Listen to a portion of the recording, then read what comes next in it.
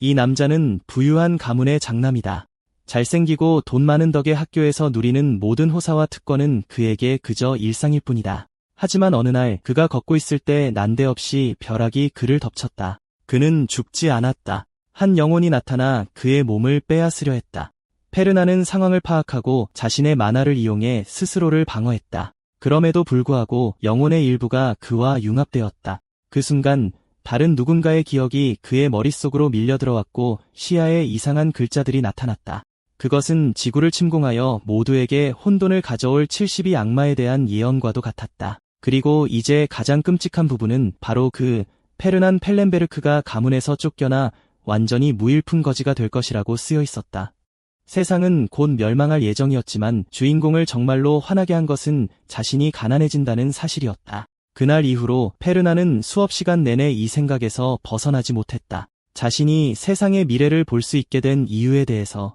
아인이라는 이름의 젊은이가 악마들을 물리치는 미래. 하지만 바로 그 미래에서 그는 거지가 될 것이다. 그가 이 끔찍한 운명에서 어떻게 벗어날지 이야기를 따라가 보자. 선생님이 그 영혼을 처리했고 페르나는 어떻게 그 기억들을 얻게 되었는지 궁금했지만 아무것도 알아내지 못했다. 한 가지 확실한 것은 예언이 사실일 가능성이 높다는 것이었고 그것은 단순한 가능성이 아니라 멀리서 다가오는 무언가였다. 덕분에 그는 앞을 내다보고 더 많은 돈을 벌 수 있었다.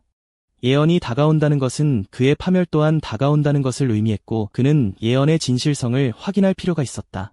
비서가 수업이 어땠냐고 묻자 페르나는 늘 똑같다고 대답했다. 하지만 그는 신문을 집어들며 커피를 조금 마셨다. 그의 비서는 도련님께서 최근 몸이 안 좋으신지 물었지만 페르나는 부인했다. 비서는 도련님께서 고민이 많아 보인다고 답했고 도련님은 언제부터 그렇게 생각했는지 물었다. 그는 약 6개월 전부터 오랫동안 외출하기 시작했다고 말했다. 조사를 우선시하던 그가 벼락을 맞은 후 마치 홀린 것처럼 이상한 선택들을 했다. 페르나는 결국 이런 이상한 일들이 옳은 것일지도 모른다고 말하다가 신문에서 아인 아르미안이라는 이름을 보고 그가 입학했다는 사실에 놀랐다. 그의 비서는 다른 정보원이 있는지 물었지만 페르나는 남쪽으로 향하기 위해 서둘러 달려나갔다. 하인은 주인이 떠나는 것을 보며 커피에 대해 생각했다.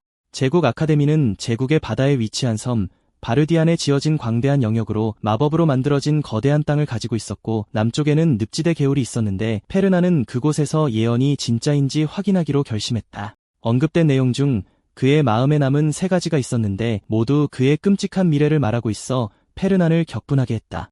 하지만 그는 그것이 사실이 아니라며 부인했다. 첫째, 페르난 펠렌베르크가 거지가 되는 미래. 둘째, 수천 년 만에 솔로몬의 70이 악마가 다시 소환된다. 그리고 셋째, 마수들과 싸워 세상을 구할 아인 아르미안의 미래. 그는 제국의 백성들은 모를 수도 있는 인물인데 그는 주변 5 왕국과 함께 제국을 세운 제국의 창시자 콜리나스 아르미안의 후손이기 때문이다. 1000년이 지난 지금 몰락한 가문은 황실에서 모든 권위를 잃었다. 예언에 따르면 그 후손인 아인 아르미안이 주인공이며 그는 시험을 마친 후 늪으로 달려갔다. 그것은 마치 책처럼 상세하게 쓰여 있었다. 직접 본 후에 만약 이 자식이 예언대로 행동한다면 그것이 사실임을 증명하게 될 것이다. 게다가 이 자식은 예언 속 주인공일 뿐만 아니라 자신의 끔찍한 미래와 직접적으로 관련된 인물이기도 하다.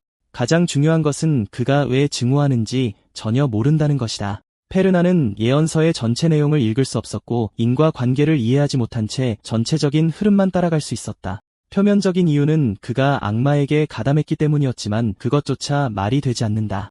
아이는 현재 늪에서 숨겨진 던전을 찾고 있었다. 그 안에는 아르미안 가문의 초대 황제가 남긴 유물, 그의 영혼이 깃든 검이 있었다. 예언서에서 그는 세상을 구할 가장 유력한 인물이자 위대한 영웅이었는데 만약 그에게 악마와 싸울 재능이 없었다면 오래전에 짓밟았을 것이라고 말하다가 옆에서 피냄새를 맡고 던전에서 공격을 받아 다쳤고 그의 재능이 아직 꼽히지 않았다고 생각했다. 크로커는 늪에 사는 포식자로 상대하기 까다로운 녀석이었다. 페르나는 예언에 나온 것처럼 간단한 일이라고 말하지만 무언가 다가오는 것을 알아차리기 전까지는 안을 확인해야 한다고 생각한다. 그는 왜 아인이 거기에 있고 아직 던전에 들어가지 않았는지 궁금해했다. 페르나는 그곳이 신입생 출입 금지 구역이라고 말한다. 아인은 어떻게 자신을 아는지 묻고 주인공은 아르미안의 후손을 안다고 대답한다. 아인도 그가 누구인지 알고 싶어한다. 주인공은 자신을 페르난이라고 소개하지만 아인이 그를 알아보자 선배라고 부르라고 한다. 하지만 그는 그렇게 부르기로 동의하고 페르난은 그에게 도마뱀에게서 도망쳤냐고 묻는다. 아인은 크로커를 만났다고 대답한다. 페르난은 포션을 던지며 그것들은 1년에 한 번만 보고되니 운이 없었다고 애도한다. 하지만 그것은 최상급 포션이었고 하급 포션 10병보다 이걸 마시는 게 더 나을 것이다. 아인은 돈을 낼 수 없다고 말하려 하지만 페르난은 그를 선배라고 부르라고 정정해준다. 하지만 그는 돈은 필요 없다고 말한다. 그의 가문이 몰락했어도 여전히 황실의 피가 흐르기 때문이다. 그러니 이것은 투자라고 불러야 한다. 아인이 소문과는 다르다고 생각하며 선배에게 감사하는 동안 페르난은 예언이 아니었다면 낭비였을 거라 생각하며 다른 사람이었다면 이곳을 침입한 죄로 퇴학당했을 테니 운이 좋은 거라고 경고한다. 그래서 그는 이제부터 조심해야만 하고 그의 친절을 받아들인다. 페르난은 돌아갈 필요는 없지만 기척을 지우고 숨을 것이라고 생각한다. 잠시 후 그는 아인을 따라 던전으로 갔다. 페르난은 정말 그런 영역이었다고 말하며 아인이 완전히 정리했을 거라고 생각한다. 하지만 이상한 점은 마법 램프가 있는데도 그곳에서 만화를 느낄 수 없었다는 것이다. 무언가가 주변의 만화를 흡수하려 하고 있었고 그는 그것들이 반영구 램프인지 궁금해했다. 아인은 예언 속모습과 완전히 다른 이미지였으며 그에게 자신의 미래를 맡길 수 없다는 것을 기억했다. 예언 속에서 아인은 부상당한 채로 던전에 들어갔고 추락의 충격으로 몸이 망가졌다. 그는 남은 포션을 모두 마셨지만 상처는 심각했다. 그래서 아인은 고통을 참으며 계속 걸었고 마침내 그의 시선을 사로잡는 무언가를 보았다. 재단 끝에는 이상하게도 그에게 손에 넣고 싶다는 느낌을 주는 장검이 있었다. 아인이 검을 잡는 순간 눈부신 광채가 동굴을 어둠에서 끌어냈다. 페르난은 사라질 만큼 약했지만 마법의 흔적은 남겼다고 생각한다. 재단 중앙의 흔적과 상처 하나 없이 던전을 휩쓴 아인. 모든 상황이 예언이 진짜라는 것을 말해주고 있었고 그것은 그의 미래가 어쨌든 정말로 일어날 것이라는 의미였다. 그래서 그는 거지가 될 것이라며 불평했고 이번에는 정말 거지 같은 미래였다. 예언의 주인공이자 악마로부터 세상을 지키는 영웅 아인 아르미안 그리고 세상에 그의 몰락을 가져올 자. 아인은 아직 떠오르는 샛별이었지만 그와는 완전히 다른 성격을 가지고 있었다. 그는 물질적인 것보다 명예를 더 중시하는 유형이었다. 섣불리 접근하면 예상치 못한 화를 입을 수 있기에 그는 어떻게 대처해야 할지 고민한다. 그것이 어려운 문제라고 말하자 그의 하인이 그것에 대해 질문한다. 페르난은 하이드에게 투자하면 분명히 성장할 무언가가 있다고 말한 뒤 어떻게 해야 할지 묻고 하이드는 망설이지 말라고 말한다. 도련님은 성격이 맞지 않는다고 불평하지만 하이드는 신경 쓰지 않는다. 공장님께서는 돈만 있으면 성격도 맞출 수 있다고 말씀하시기 때문이다. 페르난은 악마와 파괴를 다루는 것이 복잡하다고 생각한다. 많은 돈 앞에서는 성격 차이는 사소한 문제였다. 어쨌든 아인에 대한 정보가 더 필요하니 지금 당장 그를 찾아가겠다고 경고한다. 하인은 나중에 손님이 올 텐데 누구냐고 묻지만 주인이 떠나자 한숨을 쉰다. 아카데미에서는 입학시험 성적에 따라 기숙사가 배정되는데 1등부터 10등까지는 날개 달린 레베두스, 11등부터 30등까지는 특별반, 그 이하는 디브 기숙사였다. 검의 자아는 그 이름을 외치며 아르미안의 후손이 수석이 아닌 그곳에 있다는 것은 믿을 수 없는 일이라고 주장한다. 현 황제가 알았더라면 무덤에서 분노하며 일어났을 테지만 아이는 그저 왜 갑자기 악마들이 나타나는지 물을 뿐이다. 검의 자아는 그들이 간섭하지 않는 한 불가능한 일이라고 대답한다. 아이는 아직 자신이 약해서 이 일에 도움이 되지 않을 것이라고 대답하자 검은 그것을 믿지 않는다고 소리친다. 그는 솔직히 말해서 제국의 계승 제도를 폐지하고 갑작스러운 선제후들 사이에서 황제를 선출하도록 바꾼 초대 황제가 진정한 원흉이라고 말한다. 그는 아르미안의 영토 대부분을 제국에 기부했고 이것을 100년 동안 계속했다. 기부된 영토는 더 이상 그들의 것이 아니며 시간이 지남에 따라 여러 세대에 걸쳐 재산과 기술을 잃었다. 후보이기는 하지만 상황을 고려할 때 황제는 그가 여전히 재능이 있으며 영광을 되찾기 위해 모든 자원을 제공할 것이라고 응답한다. 현 황제 또한 목적이 있어 그를 그곳에 두었다. 페르난이 문을 두드리며 아인이 있는지 묻자 그 젊은이는 누구냐고 묻는다. 주인공은 그저 들렀다고 말합니다. 아인이 문을 열고 무슨 일로 왔냐고 묻자 페르난은 바빴는지 묻습니다. 검사는 지금은 중요한 일이 없다고 말하고 주인공은 그와 함께 산책하고 싶다고 언급합니다. 그곳은 매우 시끄러웠기에 더 조용한 곳으로 가고 싶다고 합니다. 아이는 준비하고 떠날 테니 10분만 기다려달라고 요청합니다. 페르나는 10분이나 기다리게 하다니 훈육해야겠다며 불평하지만 아이는 이번에는 5분만 달라고 합니다.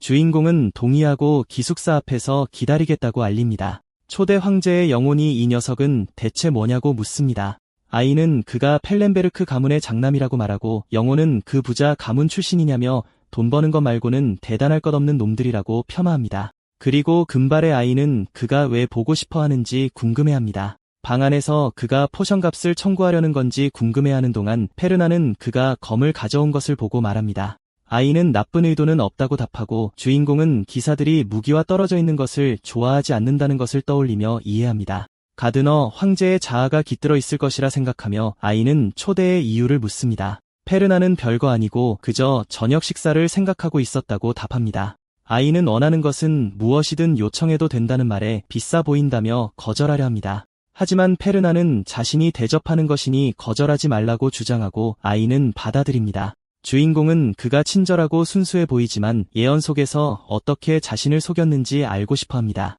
그래서 그는 아인이 아카데미를 졸업하면 무엇을 하고 싶은지 묻습니다. 보통은 영향력을 넓히기 위해 입학하는데 아이는 사교 활동 대신 항상 자신의 힘을 키우기만 합니다. 그래서 그 가문 출신이 아카데미에 왔다는 사실을 알고 놀랐다고 하자 아이는 농담처럼 취급받는 것에 지쳤다고 답합니다. 아르미안 가문은 이름뿐일지라도 여전히 왕가의 혈통입니다. 그것이 바로 가문의 명예를 되찾으려는 이유입니다. 페르나는 그가 자신의 혈통을 자랑스러워하며 큰 야망과 결단력을 가졌다고 생각합니다. 그는 그저 착한 아이가 아니었습니다. 페르나는 그가 어떤 사람인지 대강 파악했지만 후원은 나중에 할 것입니다. 목숨을 잃을지언정 고개를 숙이느니 죽음을 택할 그이기에 지금 후원하지 않은 것은 잘한 일이었습니다. 그의 자존심을 상하게 했을 테니까요. 그의 우선순위는 자연스럽게 때가 올 때까지 충성심과 신뢰를 점차 쌓는 것이었습니다. 그리고 그때가 오면 물 만난 고기처럼 기회를 낚아채 자신의 편으로 만들 수 있는 모든 것을 빼낼 것입니다. 하이드가 주인님이 어디 계셨는지 묻습니다. 페르나는 베르세브를 만났냐고 묻고 하이드는 누군가를 만났을 뿐이라고 말합니다. 내가 루이나 베르세브를 불렀는데 그들의 나태함 덕분이었지.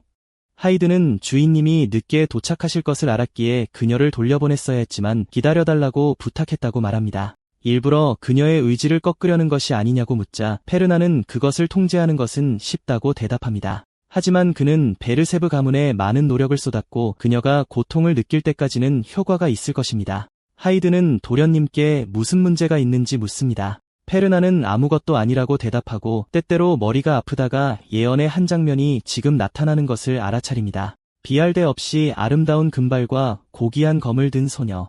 예언 속에서 아이는 그녀가 건물을 추는 것을 지켜보다가 그 순간 그녀의 날개가 부러지더라도 자신이 지켜주겠다고 생각합니다. 소녀를 상처 입힌 자들은 펠렌베르크 가문이었고 그는 그녀를 족쇄에서 해방시켜야 합니다. 페르나는 이것이 미래의 아인이 자신을 증오하는 이유라고 생각하고 소녀가 그를 기다리는 동안 상황을 저주합니다. 하이드는 그가 자신에게 말하는 줄 알고 얼어붙습니다.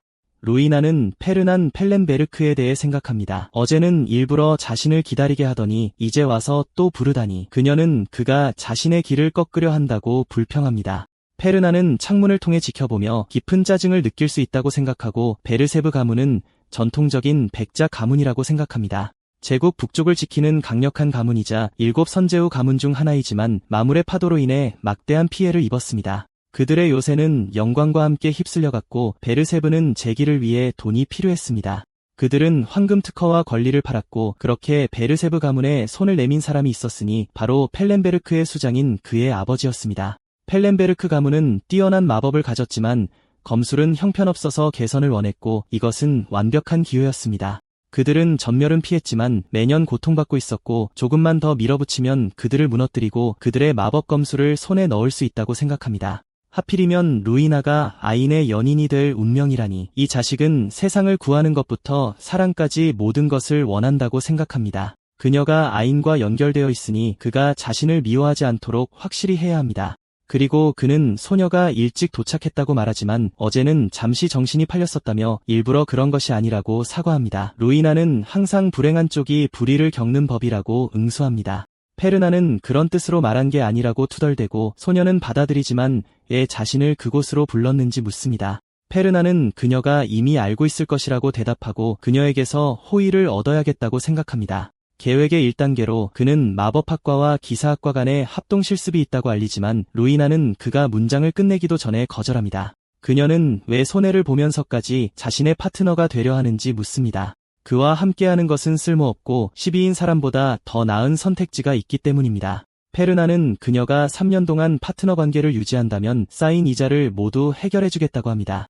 하지만 그를 후원자로 받아들이는 조건으로 말이죠. 루이나가 이유를 묻자 페르나는 합동실습이 중요하다고 설명하지만 소녀는 그게 아니라고 말합니다. 그는 그녀를 파트너로서뿐만 아니라 검술학과임에도 불구하고 후원 대상으로서도 원하고 있습니다. 페르나는 그녀가 버는 돈 대부분을 가족에게 보내고 대부분의 평민보다 더 못한 생활을 한다는 것을 모두가 안다고 답합니다. 그녀를 후원하는 것은 특별한 의미가 없습니다. 그는 단지 그녀가 재능이 있기에 투자하고 싶은 것뿐이라고 하고 루이나는 보통 귀족은 다른 귀족을 후원하지 않는다고 답합니다. 페르나는 그녀 역시 충성과 명예를 중시한다고 생각하며 두 가문이 귀족이라는 지위를 공유한다고 말합니다. 하지만 그렇다고 해서 두 가문이 동등하다는 의미는 아닙니다. 베르세브의 명예가 더 크지만 고대 왕가와는 비교할 수 없다고 생각하면서요.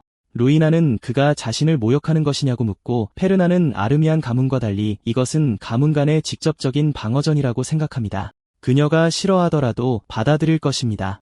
그래서 그는 그녀가 재능 있다고 말한 것이 거짓이 아니니 자존심을 세울 때가 아니라고 말합니다. 그는 최근 그녀의 건물을 보았는데 매우 고귀하고 아름다웠다며 자신의 재능을 알아주는 사람을 거절하지는 않을 것이라고 생각합니다. 그녀가 무슨 뜻이냐고 묻자 페르나는 손을 들며 이 순간을 잊지 않겠다고 선언합니다. 그러자 그는 수많은 칭찬을 늘어놓기 시작하고 당황한 루이나는 그만하라고 말합니다. 페르나는 그럴 수 없다고 말합니다. 그러고는 그녀의 춤의 완벽함을 묘사할 말을 찾을 수 없다고 외치자 루이나는 그의 파트너가 되는 것에 동의합니다. 방 안에서 그녀의 하녀가 공개되지 않을 후원 계약서를 읽습니다.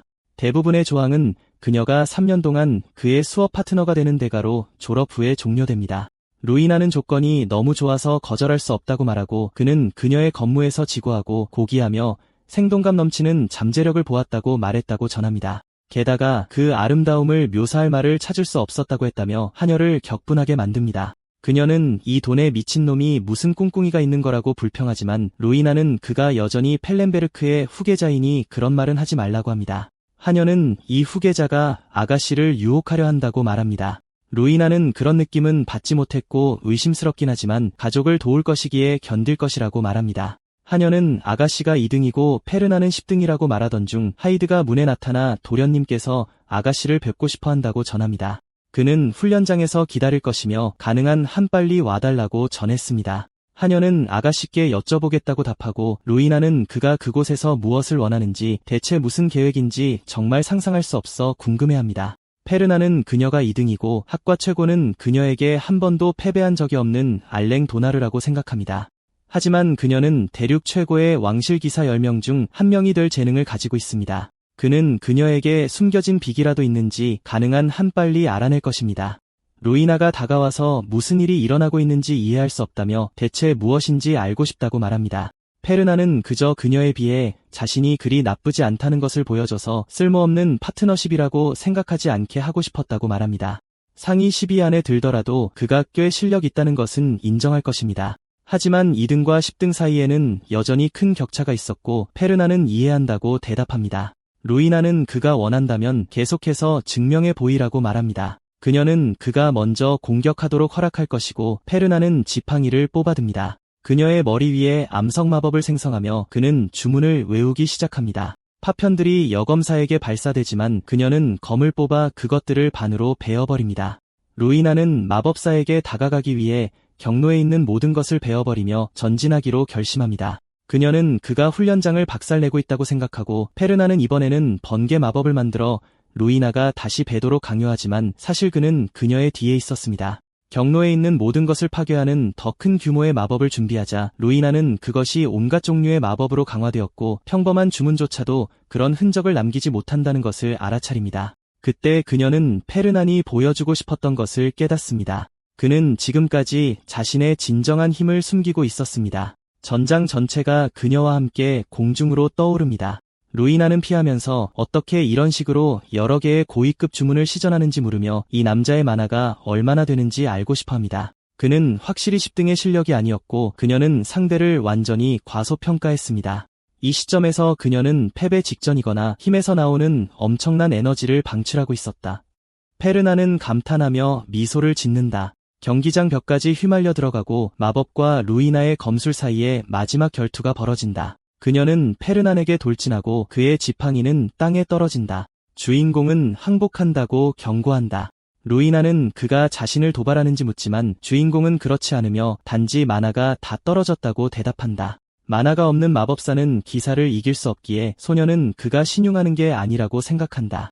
분명 마나가 다 떨어져서 이 상태로는 이길 수 없기 때문이다. 그리고 그녀가 모든 공격을 막았으니 승리는 그녀의 것이다. 왜 지금 이런 찜찜한 기분이 드는지 의아해할 때 페르난이 줄 것이 있다고 알린다. 그러고는 보상이라며 선물을 건네고 그녀가 초콜릿을 좋아한다고 들었다고 말한다. 자기 가문의 위스키로 만든 건데 꽤 괜찮았다고 한다. 하지만 마음에 안 들면 세계 수프리데네의 초콜릿이나 프라시아 왕국의 특산품인 크라켄 먹물 초콜릿을 줄 수도 있다고 한다. 루이나가 자기 뒷조사를 했냐고 묻자 페르나는 그녀 같은 사람 때문에 그렇게까지 하진 않았다고 대답한다. 하지만 상위 10위권 학생들의 개인정보는 전부 훑어봤을 뿐이라고 한다. 루이나는 결투에서 이겼다고 초콜릿을 주는 건 유치하다고 말한다. 페르나는 억지로 선물을 받게 하진 않겠다고 농담하지만 소녀는 그의 손에서 그것을 가져간다. 하지만 떠나기 전에 잠시 기다려달라고 하며 그가 일방적으로 맹공을 퍼부을 만큼 충분한 만화를 가졌고 자신은 한계까지 몰렸다고 말한다. 그런 힘을 가지고 왜 고작 상위 10위권인 척했냐고 묻자 페르나는 상위는 스포트라이트를 받지 않는다고 답한다. 방으로 돌아오자 하이드가 무슨 일이 있었는지 묻는다. 만화 저장고와 증폭기를 완전히 부쉈다며 페르나는 루이나와 결투했고 그녀가 꽤 강하다고 대답한다. 하지만 준비했는데도 모든 것을 잃었다. 그뿐만 아니라 만화도 전부 써버렸다고 하자 하이드는 어떻게 그런 귀한 물건들을 거기에 썼는지 그녀가 정말 그럴 가치가 있는지 묻는다. 주인공은 미래를 위한 투자 같은 것이라며 번개에 맞은 부작용인지 묻는다. 페르나는 아인 아르미안이 잘못 판단한 게 아니며 검술은 정말로 우아했다고 회상한다. 그리고 왜 그것이 비전이었는지 이해한다. 게다가 루이나는 분명 재능이 있는데 왜 한 번도 1위를 하려고 하지 않았는지 장비 수준이 낮아서인지 궁금해한다. 하이드는 모두가 탐내던 베르체프의 비전 검술을 놓쳤으니 공작에게 뭐라고 말할 거냐고 묻고 페르나는 조금 걱정된다고 말한다. 하지만 그것 때문에 아버지가 자기를 의절하겠냐고 묻자 집사는 아니라고 부정한다. 그 전에 아마 목숨을 거두실 거라 하자 페르나는 계획을 망쳤다고 아들을 그렇게까지 하진 않을 거라 생각한다. 그 경우 그는 먼저 아버지에게 이 문제에 대해 편지를 보내기로 결심하고 그것을 읽고 쓰러지는 아버지의 모습을 생생하게 상상한다. 엉뚱한 생각과 불안이 페르난을 사로잡았고 그는 그것을 무시하려 했으며 시간을 보냈다. 며칠 후 마침내 아버지로부터 답장이 왔다. 페르난은 생각보다 빨리 왔다고 답하고 하이드는 마침내 올 것이 왔다고 말한다. 주인공은 아버지가 따로 전할 말이 있었는지 묻지만 집사는 없다고 부정한다. 마치 도련님을 모시는 마지막 날인 것 같은 기분이 들었다고 경고하자 페르난은 자기 잘못이 아니라고 생각한다. 악마와 어울린 죄로 아인 덕분에 버림받아야 하기 때문이다. 이번 사건은 그것과 특별히 관련이 없으니 괜찮을 것이다. 그러고는 아버지를 지금 뵈어야 한다고 말하며 그가 자신이 계약을 맺었다고 믿고 있을 거라 생각한다. 하지만 예언서를 얻었다고 말할 수는 없고 집사는 각하께서 기다리고 계시니어서 가라고 명하며 페르나는 예언서의 존재를 증명할 방법이 없다고 생각한다. 진실을 말하면 아버지는 상인이 환상에 빠졌다고 불평할 테고 가문을 망치려 한다고 화를 낼 것이다. 최소한 베르체프의 손실을 보상할 만한 무언가를 제시해야 한다. 아버지는 생각보다 멀쩡해 보인다고 말하지만 약을 썼거나 정신을 잃었는지 아니면 초대 황제를 물리친 악마가 아들에게 씌었는지 궁금해하며 무슨 짓을 했는지 설명하라고 한다. 페르나는 베르체프에 더 나은 투자를 하기로 결정했다고 말한다. 아버지는 비전 검술보다 더 나은 게 무엇이냐고 묻지만 아들은 말할 수 없다고 대답한다. 가주는 그게 부탁이 아니었다며 이제 그는 가문의 재산을 망치려는 죄인이라고 말하고 페르나는 알고 있다고 답한다. 하지만 그의 생각은 변하지 않았으며 베르체프건을 믿어준다면 비전 검술보다 더 나은 것을 가져오겠다고 한다. 아버지는 다시 묻겠다며 그의 자신감의 원천을 알고 싶다고 말한다. 페르나는 말할 수 없다고 반복하고 아버지는 터무니없다며 무모하게 가르치지 않았다고 말한다. 하지만 그게 그냥 넘어갈 수 있는 문제가 아니라는 건 알아야 할 거라고 한다. 그리고 주인공은 예언을 언급할 수밖에 없다고 답한다. 이러고 싶지 않았지만 선택의 여지가 없다. 그래서 그는 무모함이 아니었다고 답한다. 이 문제에 대해 전적으로 책임지는 대신 자신이 아는 모든 정보와 개인 정보 조직을 내놓겠다고 한다. 이보는 의심스럽다고 답하지만 계속하라고 하며 정보를 공유하라고 요청한다. 페르나는 도네츠 자작의 영지인 아리스 산맥 동쪽에 아직 발견되지 않은 수정 광산이 있다고 말한다. 아버지는 들어본 적 없다며 그 정보 조직이 애들 장난보다 나은지 의문을 표한다. 페르나는 덕분에 운 좋게 동전을 찾았다고 답한다. 아리스에 있는 이곳은 베르체프 가문의 모든 손실을 메우고도 이익이 남을 만큼 충분하다. 그야말로 돈벼락의 정의 그 자체였다. 마석은 만화를 포함한 광물이며 그래서 많은 돈의 가치가 있다. 그는 직접 보지 못해서 얼마나 큰지는 모른다. 하지만 아마 이걸로 시간을 벌 수 있을 거라며 도나르드 선적이 허리케인 때문에 잘못되었고 그들의 상황이 좋지 않다고 말한다. 상황을 이용하면 광산을 손에 넣을 수 있을 것이며 발견될 때까지 예언을 천천히 드러내는 것이 낫다고 생각한다. 이보는 만약 사실이라면 그가 초래한 손해를 무시할 수 있지만 먼저 그의 말을 확인해야 하며 아들은 공부에 집중해야 한다고 답한다. 기회가 생기는 대로 다시 부를 것이라고 하자 페르나는 그의 분노를 잠재웠고 수명이 단축된 것 같다고 생각하며 이해한다. 이보는 떠나려는 페르난을 부른다. 젊은이는 대답하며 무슨 잘못을 했는지 묻지만 아버지는 이왕 왔으니 저녁이나 같이 먹자고 한다. 문이 닫히고 이보는 흑기가 페르난이 찾은 것을 발견하지 못했다며 약간 실망했다고 말한다. 그의 집사는 사과하며 다시 확인하겠다고 말한다.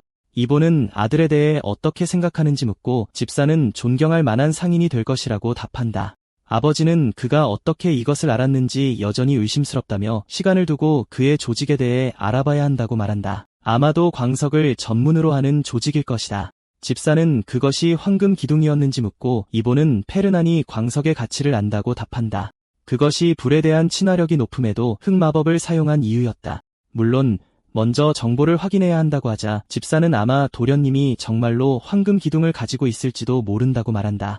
만약 사실이라면 조직을 예상보다 더 크게 키울 수 있을 것이라고 하자 이보는 항상 관심이 있었다고 말한다. 하지만 정말 대단한 일이라며 집사에게 루이나 베르체프와 그녀가 어떻게 아들을 유혹했는지도 알아보라고 한다. 집사는 그들이 사랑에 빠졌는지 묻고 이보는 거기에 투자할 이유가 없다고 답한다. 하지만 그는 아무 이유 없이 그렇게 했고 젊음에 눈이 먼 것 같았다. 하지만 이게 전부가 아니라는 느낌이 든다. 도대체 무엇이 아버지보다 돈을 더 사랑하는 이 아이를 이렇게 만들었을까? 다른 장소에서 페르난이 아엘리아가 카를로스 데네브와 팀을 이뤘다고 말하자 루이나가 확인해준다. 주인공은 그녀가 원래 학과에서 사이였다고 말하지만 소녀는 원래 오이였다고 답한다. 페르난은 그들이 왜 파트너가 되었는지 그리고 그게 왜 중요한지 알고 싶어한다. 루이나는 그들이 돈 때문에 합쳤으니 결국 모두가 알게 될 것이며 예상대로 처리할 일이 있다고 말한다. 하지만 틀린 건 아니었다. 페르난은 정말 돈 때문이었다며 자신은 그걸 정말 좋아한다고 답한다.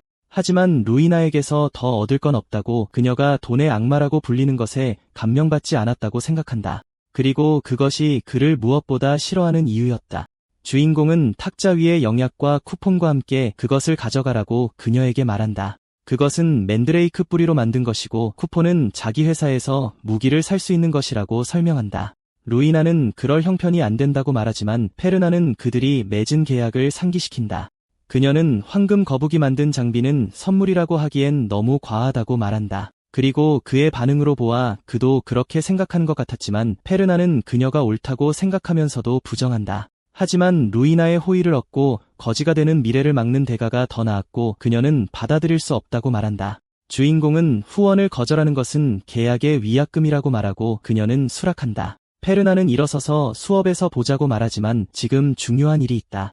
루이나는 후원이라 해도 여전히 매우 비싸다고 생각하며 계약서에 위약금 조항이 있었는지 의아해하지만 분명히 없었다. 하지만 왜 귀한 물건들을 주는지 이 검수를 훔치려고 자기를 유혹하려는 건지 알고 싶었고 절대 그가 성공하게 두지 않을 것이다. 발에는 아인 아르미안이 이 강의에 있을 거라 중얼거린다.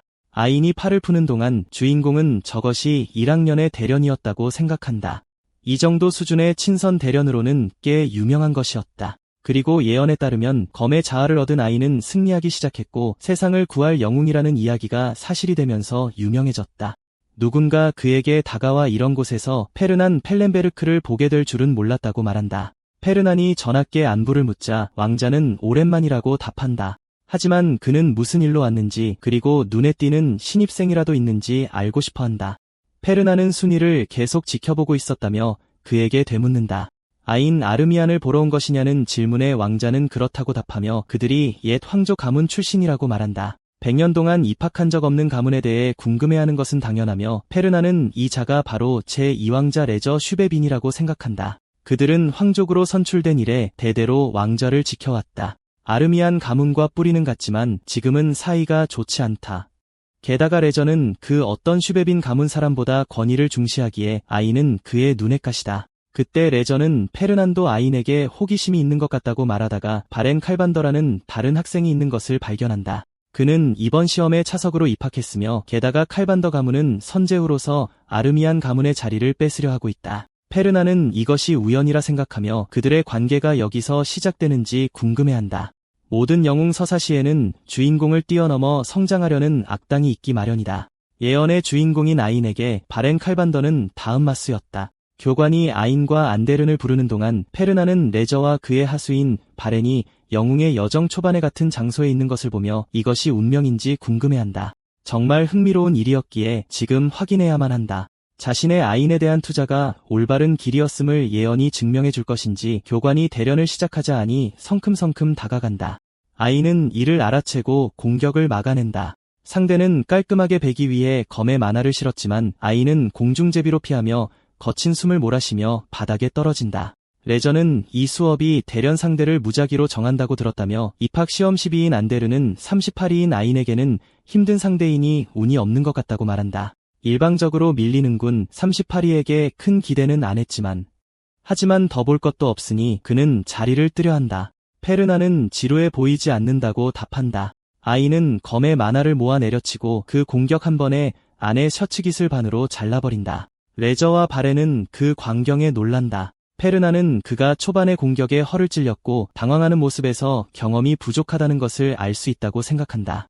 하지만 침착하게 대응하자마자 전세가 역전된다. 안은 고작 38위를 한 녀석이라며 그에게 질 수 없다 중얼거리고는 모든 마력을 방출한다. 구석에 있던 한 소녀가 아인이 생각보다 훨씬 잘하지만 아니 이길 것이라고 말한다. 레저는 38위인 자가 12위에게 오러를 쓰게 만들다니 놀랍다며 이름값은 한다고 평한다. 재능 없는 자치고는 꽤 노력하고 있다. 페르난은 재능이 없어서 기회조차 없었던 자신을 떠올린다. 아인이 검격을 막고 반격에 성공하는 동안 페르난은 이런 환경이 결코 자신을 지지해주지 않았다고 생각한다. 하지만 아인 아르미안은 특별했다. 아인이 아내 등 뒤로 파고드는 순간 그는 예언에 의해 선택된 자이자 이 세계의 주인공이었다.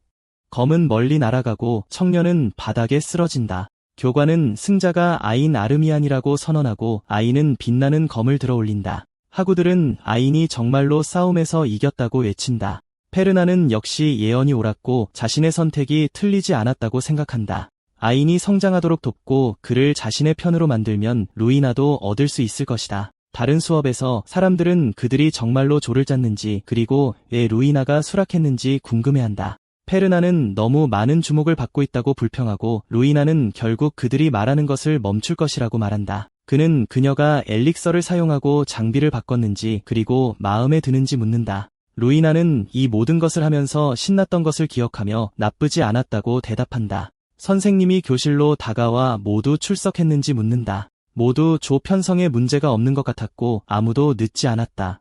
그녀는 자신을 마법 담당 로잘리아 교수라고 소개하고 펜싱 담당 그라드 교수도 소개한다. 그들은 즉시 수업을 시작했고 모두 조교들에게서 지도를 받을 것이다. 첫 번째 활동은 실기 훈련이었다. 그라드는 배운 것을 보여주는데 이보다 더 좋은 방법은 없다며 일단 훈련장으로 던져질 것이라고 말한다. 그가 준비한 이 지도에는 목적지가 표시되어 있으며 약 3시간 안에 도착해야 한다. 하지만 정확한 시간에 도착할 필요는 없지만 너무 늦어서도 안 된다. 마감은 지금부터 정확히 4시간 후다. 그는 질문을 받고 한 학생이 성적에 반영되는지 묻는다. 그라드는 기말고사 전 가장 중요한 것이라고 답하고 다른 학생이 전투에 대해 묻자 로잘리아가 추가 점수가 있다고 알려준다. 그리하여 더 이상 질문이 없으므로 즉시 진행할 것이다. 모두에게 행운을 빌어준다. 루이나와 페르난이 걷는 동안 페르난이 어디에 있는지 묻고 루이나는 이제 지도를 해석해야 한다고 답한다. 왜냐하면 먼저 지도를 봐야 하기 때문이다. 그때 그들은 한 소녀와 수줍어하는 마법사와 마주친다. 페르난은 그들이 제인 헉스와 네드 팔린이며 둘 다 72권이라고 말한다. 루이나는 두 명의 하위권 찌꺼기를 상대하러 온 게 아니라며 어떻게 해야 할지 묻는다. 페르난은 보통은 한마디 하고 지나갔겠지만 이번에는 전적으로 그녀의 결정에 따르겠다고 말하고 루이나는 아주 좋다고 답한다. 우선 보너스 점수를 확보해야 하고 지도를 봐서 우리가 어디 있는지 알아내야 하니까. 페르난은 그냥 마법을 쓰는 게 더 쉽지 않겠냐고 묻고 그녀는 그들의 위치를 드러낼 거냐고 되묻는다. 네드가 도망칠 기회라고 속삭이지만 루이나는 우아한 고개 동작으로 뛰어들며 보너스 점수가 필요하니 어디에도 도망가지 못할 거라고 경고한다. 페르난은 자신의 마법으로 그녀의 공격을 보완한다. 그렇게 그들은 모두를 쓰러뜨렸고 페르난은 조교들이 남긴 지도에 방어 마법이 걸려 있었다고 말한다. 제인과 네드의 표시가 사라지고 그라드 교수는 예상보다 빨리 탈락하고 있다고 말한다. 로잘리아는 아무도 괴물에게 탈락하지 않았다며 충돌이 있는 것이 흥미롭다고 말한다. 그라드는 그녀가 보고 싶은 조가 있는지 묻고 로잘리아는 레저와 알랭 그리고 카를로스 데네브와 아일라 토르테가 조에 대해 말한다. 하지만 그중 가장 흥미로운 것은 루이나 베르세브와 페르난 펠렌베르크 조였다. 그라드는 페르난이 성적에 신경 쓰지 않는 것 같으니 루이나가 돈 때문에 불리함을 감수하고 짝이 된 것인지 궁금해한다. 로잘리아는 이것이 또 다른 이유이며 성적 때문이 아니라고 말한다. 그는 루이나와 짝을 짓지 않아도 원할 때마다 성적을 올릴 수 있었다. 그라드가 무슨 뜻이냐고 묻자 로잘리아는 페르난이 항상 10위였다고 설명한다. 학생이 최상위권을 벗어나지 않는 것은 흔한 일이지만 그는 10등 자리조차 벗어나지 않았고 이론 성적은 완벽했다. 하지만 그는 항상 실기에서 점수를 잃었기에 그녀는 그가 과시하는 것을 좋아하지 않는다고 추측했고 그라드는 그가 힘을 숨기고 있는지 묻는다. 로잘리아는 그렇다고 확인하며 훈련장을 파괴했던 자들이 바로 그 둘이라고 말한다. 그라드는 그 미친 녀석들이었냐고 묻고 다른 어떤 학생도 그런 기술은 없었다. 로잘리아는 궁금했다고 말한다. 그라드 교수는 그가 왜 능력을 숨기고 있었는지에 대해 궁금한 것이냐고 묻지만 그녀는 아니라고 한다. 그가 숨는 것을 멈춘 이유를 알고 싶었기 때문이다. 한편 페르난은 바위 위에서 북부 해안에 표시된 장소가 바로 저기라고 말한다. 그리고 저곳은 산악 사막일 것이다. 루이나는 그가 어디로 가는지 묻는다. 페르난은 바위에서 내려와 북서쪽으로 가야 하며 사람들도 몇 명 있다고 말한다. 가는 길에 다음 조를 찾아야 하냐는 질문에 루이나는 시간이 충분하다고 말한다. 그의 지팡이 덕분에 거대한 바위가 구현된다. 누군가 드디어 여기서 만났다며 페르난 펠렌베르크를 부르고 루이나는 카를로스 데네브가 뒤에서 공격하려 한다고 불평한다. 그는 뭐가 불공평하냐며 선생님이 실전 훈련이라고 말한 것을 잊었냐고 묻는다. 운명처럼 만났으니 한판 붙어야 한다고 말한다. 루이나가 왜 화났냐고 묻자 페르난은 짝을 잃어 자존심이 상했겠지만 그런 짓을 하는 건 정말 유치하다고 답한다. 그리고 루이나는 자신은 누구의 소유도 아니라고 말한다. 주인공은 그의 행동이 매우 어리석다고 농담하지만 카를로스는 그만두라고 말한다. 둘은 강한 사람들을 잡아서 더 많은 점수를 얻는 게 낫다며 마냥 기다릴 수만은 없다고 계속 말한다. 페르난은 그녀를 돕겠다며 마음껏 전력을 다하라고 말한다. 그리고 루이나는 방해나 하지 말라며 움직임을 맞춰본 적도 없고 그런 지원은 필요 없다고 말한다. 페르난은 따로 싸우는 2인조는 의미가 없다고 말하지만 걱정 말라고 하며 수십 개의 바위를 들어 올리기 시작한다. 바위들이 그 2인조를 둘러싸기 시작하고 주인공은 그녀에게 자신을 믿으라고 말한다. 관제실에서 로잘리아는 큰 싸움이 곧 일어날 것 같으며 장소는 산의 황량한 지역이라고 말한다. 그라드는 그들이 이미 몬스터를 물리쳤는지 묻는다. 로잘리아 교수는 그 지역에는 몬스터가 나타나지 않는다며 자세히 보라고 한다. 그라드는 로잘리아 교수가 언급했던 두 조가 있다며 아주 완벽하다고 말한다. 하지만 과연 페르난 펠렌베르크의 진짜 실력을 볼 수 있을까? 전투 중 페르난은 마법을 사용해 지원을 제공하고 루이나가 전진할 수 있도록 하며 상대편 2인조도 똑같이 한다. 그녀는 몸이 이전보다 가벼워진 것을 느끼며 이것이 페르난이 이동하면서 자신에게 걸어준 보조 마법인지 궁금해한다. 페르난이 대단하다며 잉크하자 루이나는 화가 난다. 헬리아가 참격을 시도하지만 소녀는 점프로 피한다. 그녀는 한눈 팔 시간이 없으니 우선 저 여자부터 처리해야겠다고 생각한다. 상대의 무기와 부딪히며 루이나는 온 힘을 다해 그녀를 압박하려 한다. 카를로스가 그녀를 향해 날아오는 번개 마법을 시전한다. 루이나는 검의 오러를 두르며 그것을 알아챈다. 몸이 더는 움직이지 않는 것을 깨달은 일리아가 잡았다며 미소 짓지만 루나는 별거 아니라고 투덜거린다. 적이 다가올 때 오러를 발산하기만 하면 되는데 바위 하나가 공격이 다가오는 것을 막자 카를로스는 무슨 일이냐며 위아해한다. 루나가 갑자기 페르난 옆에 나타나자 놀란다. 주인공은 그게 마법이며 같은 무게를 가진 것들의 위치를 교환하는 기술로 최근 가문에서 개발했다고 답한다. 루이나가 자기 몸무게를 어떻게 아냐고 묻자 페르나는 학생 기록부에 적혀 있었다고 말한다. 그녀는 공격을 피하며 바위가 무거워 보였지만 실제로는 그리 무겁지 않았다고 말한다. 그리고 나중에 이 일에 대해 더 자세히 들을 것이며 그 학생 기록부는 불태워 버리겠다고 한다. 페르나는 제대로 잡고 부드럽게 움직이지 않으면 목숨을 앗아갈 것이라고 불평한다. 루니아는 자신이 아엘리아를 맡을 테니 카를로스를 막는 데 집중하라고 하고 페르나는 하늘에 마법진이 보일 때까지 땅을 몇 번이나 굴러야 했다고 투덜거린다. 페르나는 카를로스의 특기가 번개 소환인데 이걸 사용하지 않는지 의아해하며 생각한다. 수십 개의 번개를 동시에 모으는 거대한 빛의 기둥으로 그 어떤 학생보다 파괴적이다. 이런 이유로 그가 최고인 것이다. 그래서 그는 이것을 막을 방법을 연구해야겠다고 다짐한다. 그리고 그는 굿을 2개를 꺼내며 이것이 얼마나 효과적인지 보겠다고 말한다. 페르나는 마법을 사용해 마나를 모으기 시작한다. 카를로스는 다중 집중에 완전히 몰두하고 있었다. 그 공격은 주인공을 향해 날아가 다시 한번 명중한다. 연기가 서서히 거치기 시작하지만 페르나는 미소를 지으며 그곳에서 걸어 나온다. 카를로스는 그가 어떻게 그 공격을 막아냈는지 묻는다. 페르나는 구슬을 던지며 마나를 흡수하여 저장하는 장치인데 자신이 조금 개조했다고 말한다. 만드는데 비용이 많이 들지만 효과는 확실한 것 같다. 좀 더 개량하면 대량 생산에 성공해서 시장에 팔기 좋을 거라 생각하는 동안 카를로스는 아티팩트를 사용하는 건 비겁하다고 소리친다. 페르나는 뭐가 비겁하냐며 교수님이 말한 것처럼 이건 실전 훈련이라고 말한다. 카를로스가 팀원 쪽으로 몸을 돌리자 주인공은 루이나에게 끝내라고 명령하고 이에 소녀는 아엘리아를 향해 오러를 담은 참격을 날릴 준비를 한다. 멀리서 레저와 그의 동료가 싸움을 지켜본다. 왕자는 넷 중 둘만 남았다고 말하고 알로는 조수들이 그를 목적지로 보내줄 것이라고 한다. 학생들 중 카를로스의 마법을 막을 수 있는 마법사는 없었다.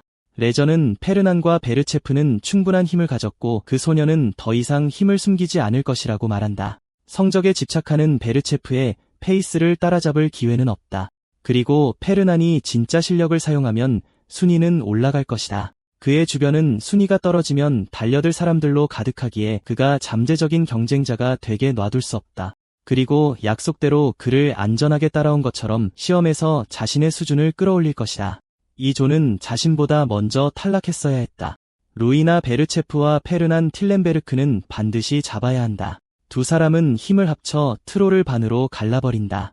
루이나는 목적지에 거의 다 왔고 몬스터들이 나타나고 있으니 이 속도라면 먼저 도착할 거라고 말한다. 하지만 페르나는 트롤의 시체를 흡수하며 그녀를 무시하는 듯했다. 그녀는 그게 정말 필요하냐고 묻고 페르나는 트롤의 피가 자신의 포션의 핵심 재료라고 설명한다. 소녀는 그것을 알지만 그의 재산에 비하면 아무것도 아니며 그래서 사람들이 그를 돈에 미친놈이라고 부르는 것이라고 말한다. 페르나는 그 덕분에 그녀를 영입할 수 있었다고 말하고 그녀는 계속 움직이라고 한다. 하지만 남은 조는 8개뿐이었고 소녀는 그녀가 점수에 정신이 팔렸다고 농담한다. 루이나는 자신이 수석 학생이 되어야 하는 타당한 이유가 여전히 있다고 말한다. 그녀가 그를 부르자 페르나는 자신도 느꼈다며 최소 20명은 된다고 말한다. 그리고 그는 조들이 전진하면서 모두 자신들을 노리는 것처럼 느꼈다. 페르난과 루이나는 그들의 힘으로 맞서 싸운다. 알론이 전속력으로 소녀를 향해 돌진한다. 루이나가 그를 알아보는 사이 그는 공격을 준비한다. 둘은 온 힘을 다해 무기를 부딪히고 반대되는 힘 때문에 서로 밀려난다. 그리고 그들은 다시 한번 서로를 향해 나아간다. 둘 다 기운을 뿜어내며 다시 한번 검을 맞부딪힌다. 멀리서 레저는 부유하며 만화로 화염구를 모으지만 페르난의 대지 마법 때문에 마법이 발동되지 못한다. 레저는 온 만화를 다해 페르난을 상대하면서 엘란에게 보조 마법을 사용한다. 두 마법 또한 서로 충돌한다. 전투 지역에서 엄청난 폭발이 일어난다. 레저는 그냥 뒤에서 지켜보기만 하려 했는데 그들이 나타나 눈 깜짝할 사이에 자신을 따르던 이들의 절반을 제거했다고 말한다. 정말로 그럴 생각이었냐는 말에 페르난은 이번에는 그냥 1등을 차지하고 싶었을 뿐이라고 답한다. 레저는 그럴 일은 없을 것이며 대신 평화롭게 해결해야 한다고 말한다. 그리고 그는 남은 시간이 1시간도 채 안 된다는 것을 알고 있다. 지금 싸우면 아무도 통과하지 못할 것이다. 그는 자신과 엘란이 1등을 하고 그들이 2등을 하면 모두에게 승리가 될 것이라며 그것에 대해 어떻게 생각하는지 묻는다. 루니아는 1등을 포기하느니 싸우다 지는 게 낫다고 답하고 페르난도 동의한다. 레저는 결국 협상이 결렬되었다고 말한다. 그러고는 페르난이 뭘 가졌는지 보고 싶다며 화염 마법을 펼친다. 주인공은 오히려 그 순간을 기다려왔다고 답해 왕자를 놀라게 한다. 마법진이 아래에서 그들을 감싸며 땅을 공중으로 띄운다. 페르난의 마법은 그 세계의 풍경 전체를 바꿀 만큼 강력했고 소년들은 함정이라며 도망쳐야 한다고 소리친다. 돌들이 합쳐져 엘란과 레저를 가둔다. 페르난이 걸어갈까요? 하고 묻자 루니아는 감명받은 듯하다. 지정된 장소로 걸어가며 그녀는 왜 그 기술을 더 일찍 사용하지 않았냐고 묻는다. 시험이 끝나자 그래 교수는 수고했다며 순위를 발표하겠다고 말한다. 1등은 루니아 베르체프와 페르난 필렌베르크, 2등은 레저 슈베벤과 알랭 데네르츠. 페르난은 어쨌든 해냈다고 말하고 루니아는 둘 다 잘했지만 엘란을 이길 수는 없었다고 말한다. 솔직히 그가 1등을 할 줄은 몰랐다고 하자 페르난은 누구도 이기지 못했더라도 1등은 1등이라고 말한다. 루니아는 그 자리에 있어본 것이 처음이라며 정말 대단한 일이었다고 말한다. 그라드 교수는 이것으로 시험을 마치며 아카데미로 빨리 돌아갈 것이니 떠나지 말고 가까이 있으라고 말한다. 루니아는 신입생 아인 아르미안을 아냐고 물으며 지난밤에 그를 만났다고 말한다. 페르난이 그를 만났냐고 묻자 소녀는 훈련 중에 봤는데 흥미로웠다고 말한다. 그가 몰래 건물을 추는 것을 지켜봤을 때와 비슷했기 때문이라는데 이 말에 페르난은 두통을 느낀다. 루니아가 그게 뭐냐고 묻는다. 주인공은 예언이 다가오는 것을 느끼며 또 다른 부분이 드러났다고 말한다. 그리고는 무슨 일이 일어나고 있는지 이번에는 이야기가 바뀐 것인지 궁금해한다. 아인이 소녀에게 뭘 하고 있냐고 소리친다. 루니아는 이번에는 그의 기사가 되지 않았지만 싸우는 것이 자신의 운명이며 그를 지키는 방패가 되는 것이라고 답한다. 그렇게 그녀는 악마 안드로멜리우스를 향해 나아갔고 페르나는 또다시 바뀌는 것인지 의아해한다. 루니아가 병원에서 깨어나자 아이는 자신이 그녀를 데려왔다고 말하며 그 개자식들이 베르트랑 가문을 무너뜨리려 했다며 전부 펠렌베르크라는 부잣집 놈들 탓이라고 울면서 불평한다. 감히 펠렌베르크의 아들인 자신에게 저런 말을 하다니 대담하다며 분노하다가 잠시 현실로 돌아온다. 루니아는 그가 갑자기 쓰러져서 괜찮은지 혹시 아픈 건 아닌지 묻는다. 주인공은 정말 괜찮다고 답한다. 로잘리아 교수는 양호실에 가봐야 하는 것 아니냐고 묻고 그라드 교수는 그가 자신보다 더 강할 것이라고 말한다. 페르나는 아인 아르미안이 그 시점부터 자신을 적으로 보기 시작했다고 생각하지만 왜 갑자기 또 다른 예언이 나타났는지 그리고 그게 또 루나에 관한 것인지 알고 싶어한다. 안드로멜리우스는 가까운 미래에 세상에 강림할 70위 악마 중 하나였다. 마차 안에서 하이가 수고했다며 1등을 했다는 소식을 들었다고 축하해준다. 페르나는 에너지를 엄청나게 썼다고 말하고 하이는 라비두스에 도착하면 깨워줄 테니 자라고 말한다. 마차는 계속해서 움직였다. 페르나는 안드로멜리우스, 즉 검은 머리와 눈을 가졌고 오른팔에 뱀을 감은 남자 형태의 72번째 악마에 대해 생각한다. 그리고 아무리 조사해도 그가 찾은 건 그게 전부였다. 그 시대의 악마의 존재는 신비로운 것이었는데 황제에게 쓸려나간 후 다시는 세상의 모습을 드러내지 않았기 때문이다. 정보가 없어도 아인이 모두를 처리할 것이니 문제될 것은 없었다. 하지만 루이나는 그 전투 중에 심각한 부상을 입었다. 페르나는 그녀에게 말해야 할지 그녀가 믿어줄지 고민하며 이전에 그녀에게 말을 꺼내려 했을 때 루이나가 괜찮냐고 물었던 것을 떠올린다. 주인공은 그녀가 악마를 믿는지 알고 싶다고 답하고 그녀는 왜 그런 주제를 꺼내는지 묻는다. 페르나는 그냥 대답하라고 말하고 루이나는 그것이 역사에 나오는 이야기이기에 믿는다고 확인해준다. 그녀는 오늘날까지도 이 땅에 악마들이 존재한다고 들었다고 말한다. 하지만 그녀는 훈련 중에 머리라도 부딪혔냐고 묻고 페르나는 그녀가 자신을 미친 사람 취급했다고 생각한다. 그리고 그녀가 악마의 흔적에 손만 대면 납득시킬 수 있을 텐데 정확히 오늘로부터 한 달 후 1학년 기사과 훈련 중에 아이는 차석인 바렌 칼버든을 물리칠 것이다. 그리고 그 후 적은 명성, 명예 그리고 후원까지 많은 것을 잃고 아무도 그를 상대할 수 없게 되었다. 결국 칼버든은 악마에게 빙이 되었다. 그리고 그 순간 악마가 간접적으로 처음 모습을 드러낸다. 그리고 만약 이 사건을 잘 이용한다면 사람들을 설득하여 도움을 받기가 더 쉬워질 것이다. 하지만 명백한 증거가 될 것이므로 자신의 계획을 확장할 기반으로 사용할 수 있을 것이다. 문제는 그가 어디서 어떻게 빙의될지 모른다는 것이었고, 의 다른 부분은 볼 수 없는지 궁금했으며 짜증이 났다. 아이는 신문을 읽으며 펠렌베르크가 예상했던 일이며 버체프는 군권을 가지고 여전히 명망이 높다고 말한다. 그리고 자아는 모든 것이 그녀 덕분이며 펠렌베르크는 아무것도 한 게 없다고 말한다. 하지만 그의 곁에 남은 유일한 기사가 버체프였으므로 두 가문을 비교해서는 안 된다. 아이는 요즘 사람들이 펠렌베르크 가문을 더 높이 평가한다고 말하고 자아는 세상 말세라고 불평한다. 그리고 전쟁의 피해만 아니었다면 그는 결코 저런 녀석들과 엮이지 않았을 것이다. 하지만 그는 아인이 그에게 돈을 달라고 할 수도 있다는 것을 기억한다. 왜냐하면 그 소녀는 정말로 자신에게 친절했기 때문이다. 펠렌베르크는 아르미안과 관계를 맺고 싶을 것이고 그들은 결코 원하는 것을 터놓고 말하지 않으며 경계심을 풀게 만들 것이다. 아이는 페르난이 이상한 이유로 나타났는지 그리고 자신의 가문은 망했는데 말이 되냐고 묻는다. 자아는 왜 스스로를 저주하냐고 물으며 이유는 중요하지 않다고 말한다. 아이는 페르난이 무언가를 원해서 친절하게 대했다고 생각하지 않는다고 말한다. 그가 처음 왔을 때 괴물에게 다친 것을 보고 포션을 주었다. 그는 분명 계산적인 눈빛이 아니었고 진심으로 자신을 걱정했다. 누군가에게 돈을 요구하는 것은 명예롭지 못한 일이며 신뢰는 돈으로 살 수 없다. 자아는 정말 답답하다고 소리친다. 선앙제조차도 막대한 재정 지원을 받았다고 말했지만 그는 밥 한 끼도 사 먹지 못했다. 펠렌베르크 가문은 순수한 친절로 무언가를 제공할 부류가 아니니 그만 말하고 그와 함께 가야 한다. 기숙사로 가서 지금 만날 수 있는지 묻는다. 하인은 도련님께서 공부하시면서 상단을 돌보시느라 매우 바쁘시다고 말한다. 아이는 사과하며 방문객이 아니라 그를 보러 온 아인 아르미안이라고 말한다. 비서는 이미 말씀드렸지만 바쁘시니 돌아가라고 말한다. 그리고 아이는 이해한다고 말하며 기다리고 있었다면 돈을 줬을 거라고 자아와 함께 말한다. 하지만 선배는 바빴고 결국 그를 방해하게 되었다. 페르나는 예상치 못한 일이었고 미끼가 아직 충분히 숙성되지 않았다고 생각한다. 하이가 방에 들어와 지시대로 아인을 돌려보냈다고 말한다. 하지만 하이는 왜 그를 계속 주시해왔으면서 돌려보냈는지 알고 싶어하고 페르나는 그를 찾아간 것도 이상하고 목적도 같다고 대답한다. 아인도 마찬가지였겠지만 도와줄 수 없으니 더 이상하게 만든다. 그가 정말로 오고 싶어 하지 않는다는 느낌이 들어 돌려보냈고 진정으로 신뢰하게 되면 그를 끌어들일 것이다. 하이는 몰락한 가문의 후손을 위해 그렇게까지 할 필요가 있냐고 묻는다.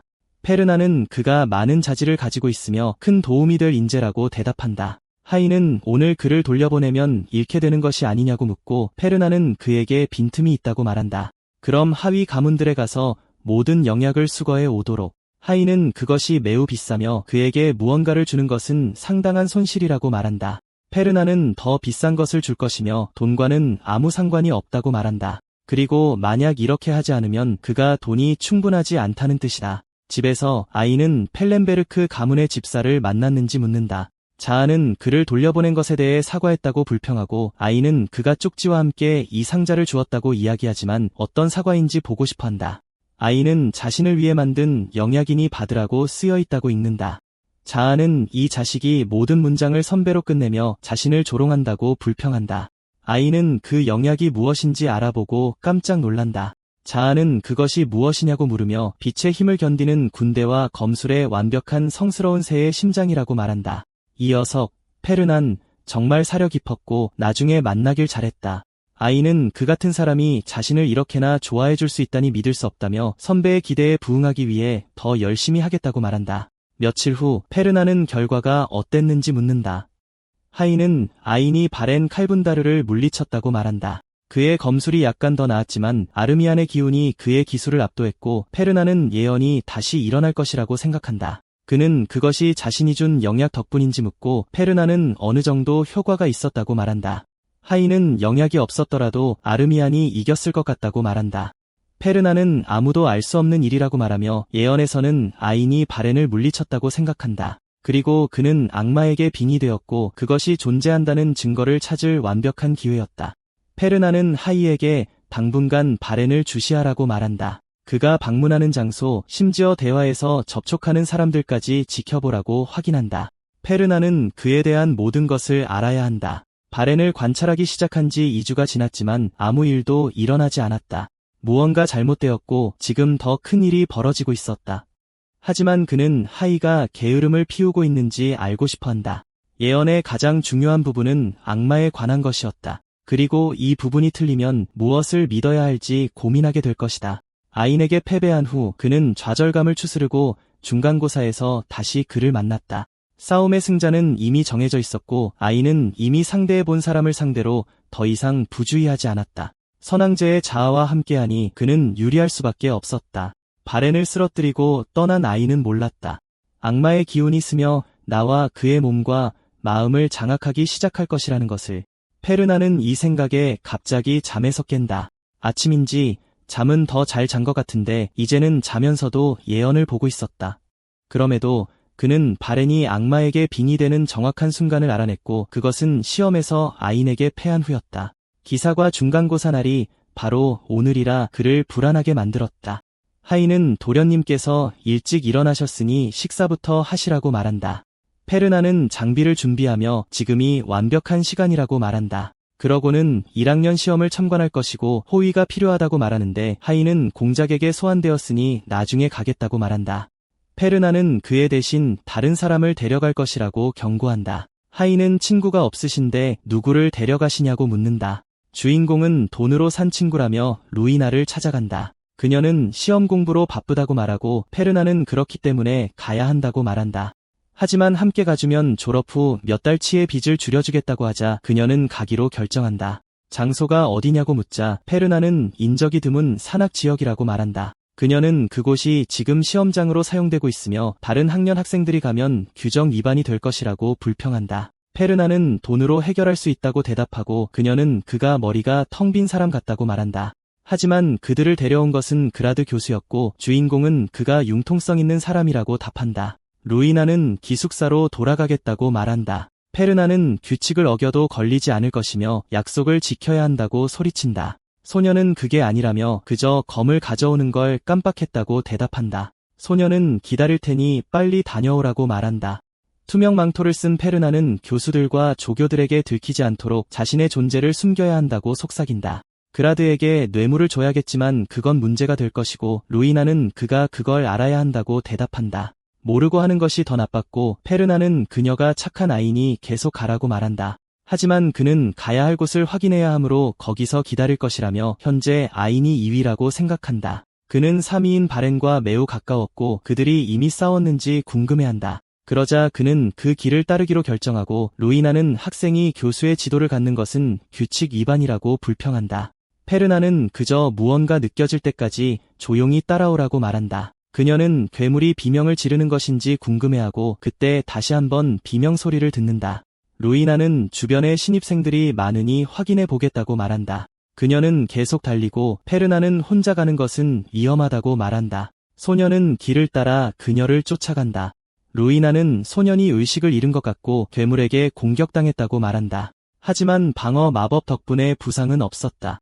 하지만 이 시대의 괴물들은 보통 사납지 않기 때문에 이상했다. 페르나는 생각보다 일찍 시작되었다고 생각하며 바렌의 상태를 확인할 수 없었다. 그때 그는 압박감을 느끼고 루이나는 눈앞에서 거대한 폭발이 일어나자 도대체 무슨 일이냐고 묻는다. 그녀가 시선을 돌리자 자신을 향해 달려오는 트롤과 마주친다. 소녀는 검으로 트롤의 팔을 절단하는 데 성공한다. 트롤은 일어나 다시 돌진한다. 루이나는 팔이 잘렸는데도 왜 멈추지 않는지 의아해하지만 뒤에서 바위가 트롤을 덮친다. 페르나는 마법으로 돌가시를 만들어 트롤의 등을 향해 발사했다. 루이나는 나무로 뛰어올라 수직으로 매달리며 트롤이 다시 공격하는 것을 피한다. 그리고 땅에 발을 디딘 채 페르난에게 저게 뭐냐고 묻자 주인공은 고통을 느끼지 못하는 버서커라고 대답한다. 이런 유형의 괴물은 차원이 다르며 물리치는 유일한 방법은 머리를 분리하는 것이다. 루이나는 무엇이 그것을 광폭하게 만들었냐고 묻고 페르나는 예언서가 악마에 대해 이야기했음을 떠올린다. 교관들과 교수들이 이변을 처리하는 동안 바렌은 자신의 힘으로 아인을 공격했다. 드라마에서는 위기에 직면한 순간 문제들이 동시에 나타난다. 그는 지팡이를 준비하며 우선은 이 자식을 처리할 것이라고 말한다. 지도가 산산조각 나는 동안 다른 곳에서는 바렌이 또 졌다며 불평하며 땅에 쓰러지고 아인이 떠나려 하자 그를 붙잡으려 한다. 아르미아는 끝났고 승부는 결정되었다고 대답한다. 패배했다는 말이 바렌의 마음속에 울려 퍼진다. 그는 이미 왕자와 가문의 기대를 저버렸다고 생각한다.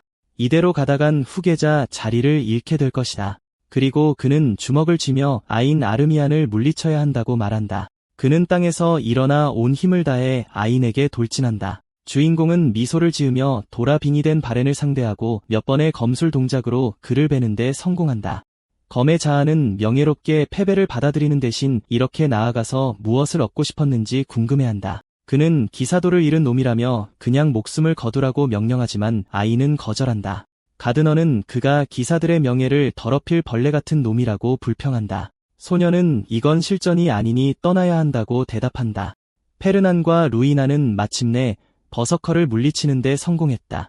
소녀는 영약은 있고 자신들의 싸움이 아닌 여기서 빠져나가야 한다고 말한다. 페르나는 결정할 수 없다며 괴물 무리를 뚫고 나갈 것이라고 불평하고 루이나는 그를 미쳤다고 부른다.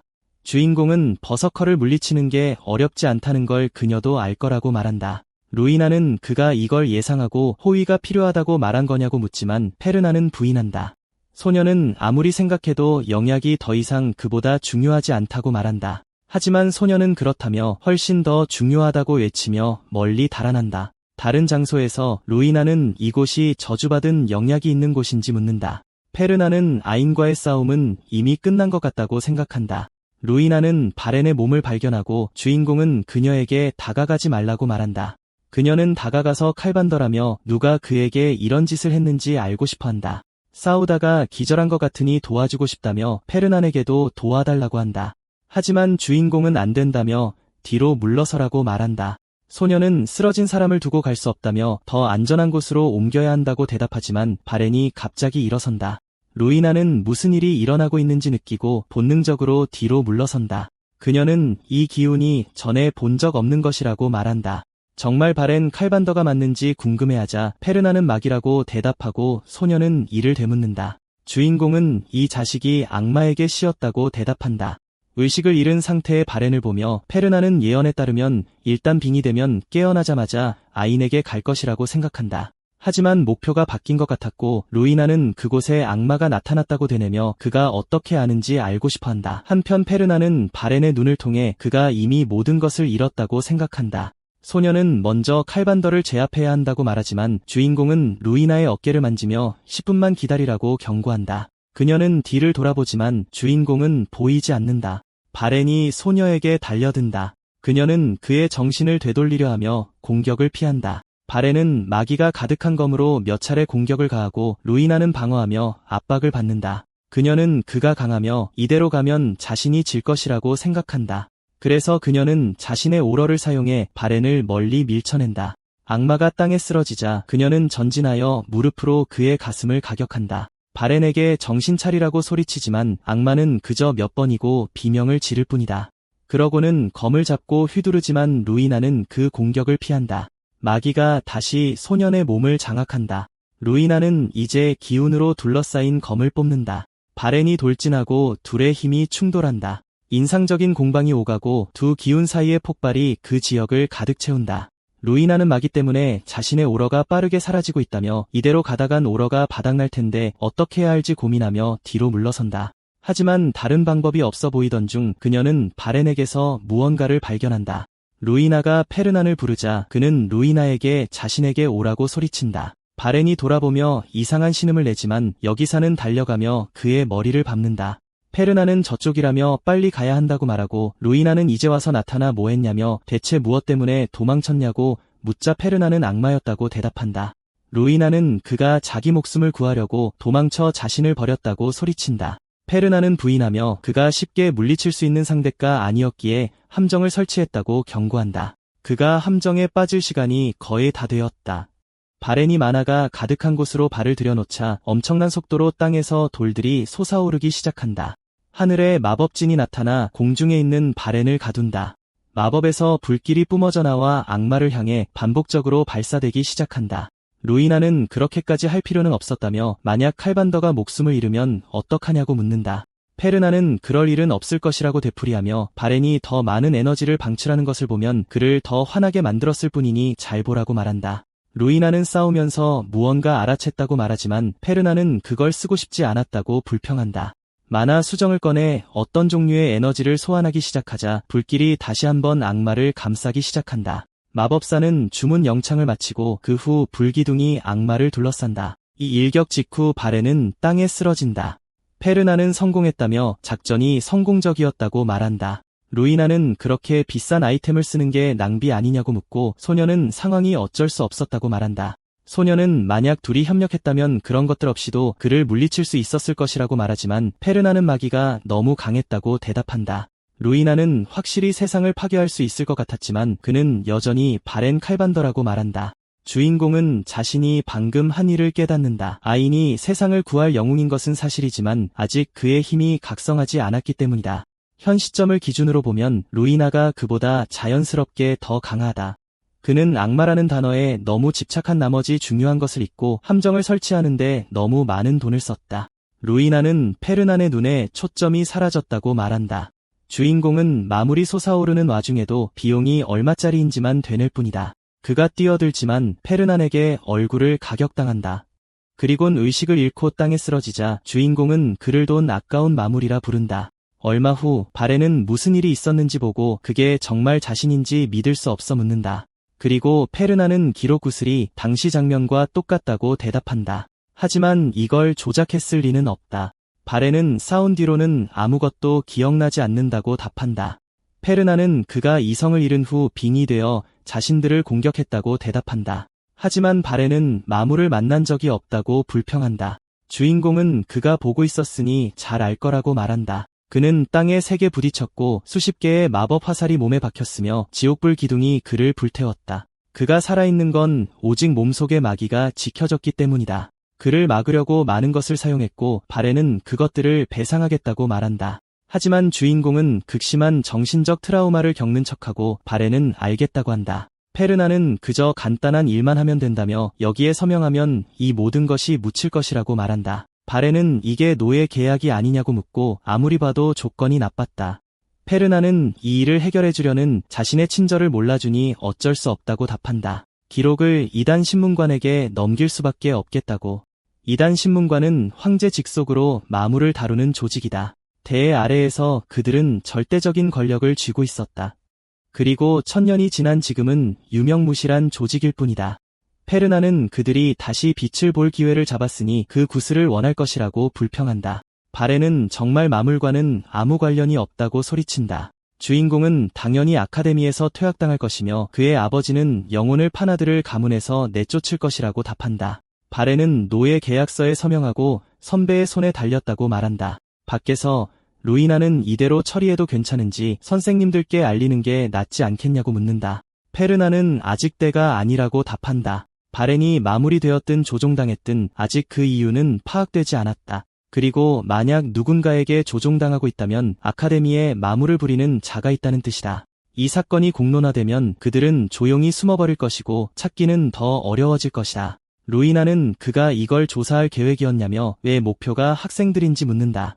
페르나는 아카데미에 최고의 인재들이 모여있기 때문이라고 답한다. 그녀는 제국의 미래를 파괴하는 것과 같다며 언제든 마물 퇴치에 도움이 필요하면 자신을 부르라고 덧붙인다. 페르나는 대단하다고 생각한다. 그리고 지금 당장은 공짜로 무언가를 제공할 수 없으며 그녀는 아마 나중에야 자신이 한 약속이 얼마나 어리석었는지 깨달을 것이다. 선생님들과 조교들이 몬스터 무리를 막기 위해 소집되었고 중간고사는 취소되었다. 하지만 그 혼자서 취소시킬 방법은 없었다. 아카데미의 성적은 원래 실기와 필기시험으로 나뉘기 때문에 해당 학기의 모든 시험은 필기시험으로 대체되었다. 실기시험에 집중해온 학생들에게 필기시험은 벌이나 다름없었고 아인도 이 규칙에서 예외는 아니었다. 자아는 아무리 생각해도 여전히 이상한 점이 있다고 말한다. 이전의 몬스터들의 움직임은 분명 마귀의 불꽃을 가진 마물의 소행이었지만 그 존재는 나타나지 않았고 아이는 그가 틀린 게 아니냐고 묻는다. 자아는 마물들이 다시 나타날 것이며 바로 그것이 초대 황제가 존재하는 이유라고 소리친다. 마물들은 점차 그를 노릴 것이다. 아인이 이유를 묻자 자아는 그가 모르냐고 되묻는다. 그의 뼛속에 새겨진 아르미안이라는 이름 때문이다. 그리고 그들이 아니었다면 마물들은 세상을 손에 넣었을 것이다. 그러니 그의 지도 아래 절대로 경계를 늦춰서는 안 되며 아이는 자신이 그들을 끌어들인다는 사실에 불안감을 느낀다. 같은 시각 라바티스 홀에서 페르나는 머리가 터질 것 같다며 비명을 지른다. 하이드는 도련님께 무슨 일이냐고 묻는다. 페르나는 아인이 남쪽 숲으로 달려가는 예언을 받는다. 그는 동굴에 들어가 마침내 무언가를 발견하는데 주인 행세를 하는 영물이 있었고 그가 감당하기엔 너무 벅찼다. 영물이 쓰러지자 뒤편의 공간이 무너졌고 그 사이로 미스릴 광석이 드러났다. 둘 다 광맥을 발견하고 매우 기뻐한다. 검 또한 만화의 축복을 받아 그의 영혼이 깃들 수 있게 되었다. 페르나는 갑자기 깨어나 영혼을 담는 금속에 대해 되낸다. 다른 곳에서 루이나는 지난번에는 영혼의 무략이라더니 이제는 약초라고 말한다. 페르나는 지난번엔 거짓말이었지만 이번엔 진짜라고 하고 루이나는 일주일이나 수업을 빠지게 될 것이라고 불평한다. 주인공은 그녀의 수업 준비에 대해 답하며 자신이 처리하겠다고 한다. 그녀는 거절하지만 그는 이자를 올려주겠다고 말하고 다시 거절당한다. 루이나는 다른 건 몰라도 수업은 빠질 수 없다고 말한다. 페르나는 사람을 부를 테니 그러지 말라고 한다. 한 사람이 방에 들어와 페르난 형님을 뵌 지 오래되었다며 오늘 만화의 모든 축복이 함께하길 바란다고 말한다. 루이나는 그가 제이스 바인스임을 알아보고 젊은 남자는 형님이 혼자가 아니었다며 그녀를 환영하고 축복을 빌어준다. 그러고는 형님이 잘 지내셨는지 묻고 페르나는 모든 게 평범했다며 그의 학교 생활에 대해 알고 싶어한다. 제이스는 아직 1학년이라 배울 게 많다고 말하고 루이나는 혼란스러워 보인다. 두 사람이 매우 친한지 묻자 페르나는 그녀가 놀란 것 같다고 답하고 제이스는 그게 당연한 일이라고 말한다. 루이나는 제이스 바인스가 용신의 교단 성자였기에 이를 부정한다. 모두가 숭배하는 성자가 돈 욕심 많은 사람과 어울리고 있다니 제이스는 그녀가 마법사가 아니라서 모를 수도 있다고 말한다. 하지만 용신교단은 인류에게 마법을 선물한 엘더를 숭배했으며 지금은 만화와 마법 그 자체를 숭배한다. 이 때문에 신도 대부분이 마법사이며 그들은 강력한 조직이 되었다. 대마법사가 되려면 교황에게 인정받아야 한다. 루이나는 이건 알지만 친한 것과 무슨 상관이 있는지 알고 싶다고 말한다. 제이스는 그의 교단이 마법사들에 의해 설립되었기 때문에 많은 자금이 필요했다고 말한다. 펠렌베르크 가문은 상인 길드가 만든 수많은 물품으로 교단을 가장 크게 후원하는 가문이다. 그러니 부자가 곧 어른이라는 말과 같았고 페르나는 그래도 자신이 나이는 더 많다고 농담한다. 루이나는 그가 정말 성자인지 묻는다. 제이스는 그런 말은 자신에게도 상처가 된다고 농담하지만 그녀는 농담이었다며 말을 바꾼다. 그녀는 이제 관계를 이해했다며 가보겠다고 한다. 제이스는 이제 막 도착했는데 벌써 가느냐고 묻고 루이나는 이 일에 엮일 생각이 없다고 말한다. 마음이 바뀌면 언제든 돌아와도 좋다고 하자 성자는 떠나는 그녀를 축복한다. 그녀가 떠나자 제이스는 자신을 부른 이유를 묻고 주인공은 영초를 모으는데 도움이 필요하다고 답한다. 성자는 이에 감탄하고 페르나는 그가 혼자 훔칠 계획이었냐고 묻지만 제이스는 부인한다. 훈련 중에 이걸 모아야 하는지 그리고 그의 실력이라면 쉽게 가서 얻을 수 있을 것이라고 묻는다. 페르나는 할 수 있는 건 다 해봤지만 안타깝게도 아직 정확한 위치를 모른다고 답한다. 엄밀히 말해 예언의 정보만으로도 위치를 찾기엔 충분했고 남쪽 숲에는 7개의 호수가 있다. 그는 광맥을 찾기 위해 7 호수 바닥에 만화를 모아왔지만 미스릴은 찾지 못했다. 동굴이 마법으로 숨겨져 있는 것이 분명했고 이걸 하는 건 성가신 일이었다. 제이스는 관련 없는 학생은 출입이 금지되고 주변의 사람도 많다고 말하지만 페르나는 바로 그 때문에 자신이 조교로 등록했다고 경고한다. 젊은 남자는 이 말을 되뇌며 조건이 좀 까다롭다고 말한다. 2학년 학생이 돕는 것은 드문 일인데 페르나는 규칙에 어긋나지 않으며 해냈다고 답한다. 제이스는 상인들은 대단하다며 계획이 좋다고 말한다. 그러니 많은 돈을 주겠다고 약속하면 성자는 함께할 것이다. 제이스가 계약서를 보여주는 동안 페르나는 그가 개자식이라고 생각한다. 훈련 대신 자아는 동쪽에 파르된 호수 근처에 있는 영초로 다시 한번 계획을 세울 것이라고 말한다. 우연처럼 보이게 만들어야 한다. 그래서 먼저 아인이 집중하고 있는지 물을 때까지 그냥 돌아다니다가 그가 선배가 저기 있다고 대답한다. 그도 조교인 것 같다고 하자 자아는 돈이 관련된 일은 아니라고 답한다. 아이는 아마 추가 점수를 원하는 것 같다며 선배를 부른다.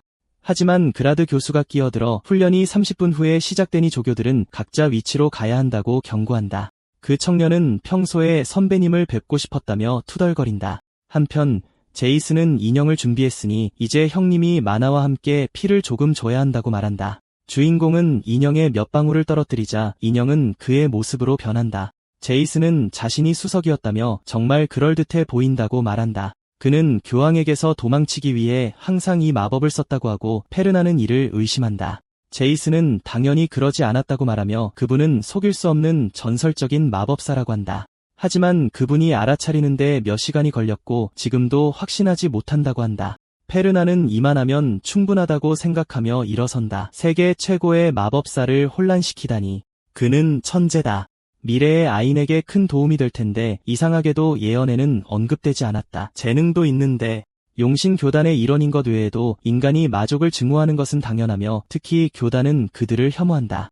어떤 마족이 내뱉은 신성모독이 교단을 정말로 격분시켰다. 그 시점 이후로 마족이 나타나면 교단은 거에 미쳐버렸고 반마족 광신 집단으로 변했다. 그러니 언젠가 아인의 동료가 될 수도 있겠군. 제이스는 5시간 후에 돌아와야 한다고 말한다. 페르나는 알겠다며 그를 믿고 있다고 덧붙인다. 그는 나무 사이를 뛰어다니며 아인을 염탐하고 자신이 길을 안내했으며 파르덴 호수 동쪽에 호수 하나만 남았다고 생각한다. 그리고 그는 이제 자기 차례라고 말한다. 그는 선배가 명령한 대로 정확히 해야 한다.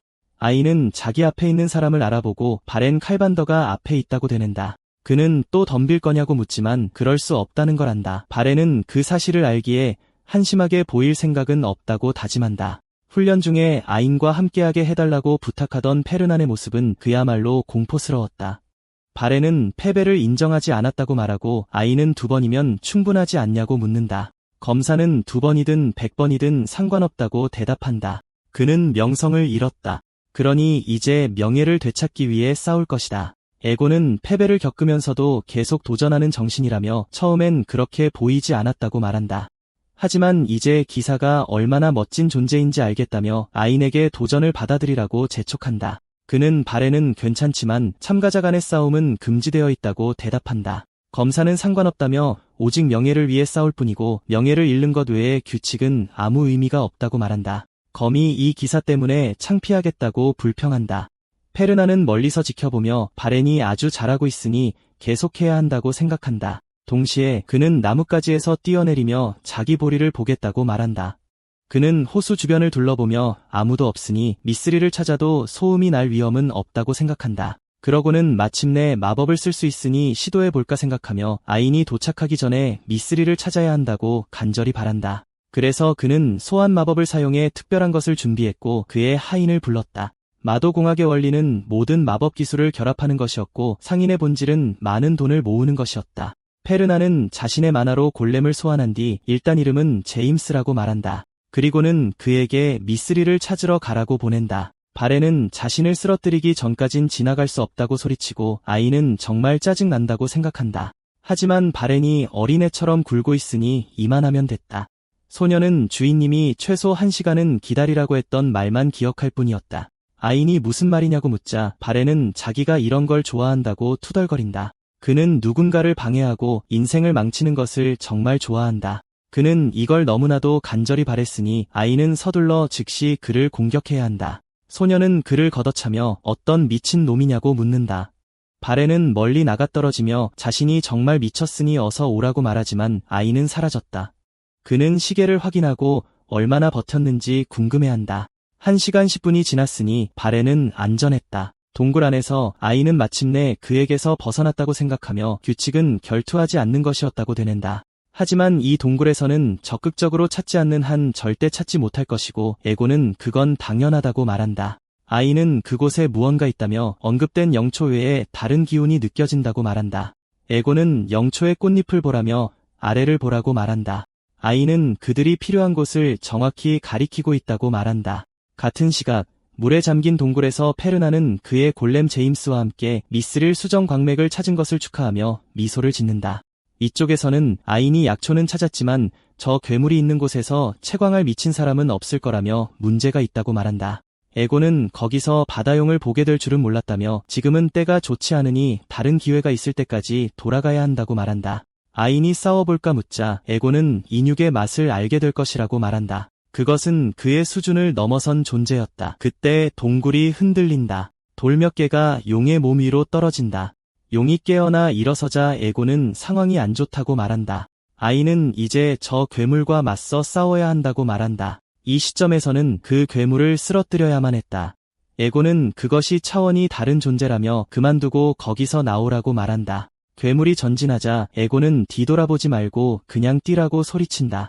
아이는 점프로 돌진을 피한 다음 회전배기를 위해 검을 준비하여 머리를 가격한다. 괴물은 꼬리를 움직여 아인의 옆구리를 친다. 그는 물 위로 미끄러지지만 놀라움에 눈을 뜬다.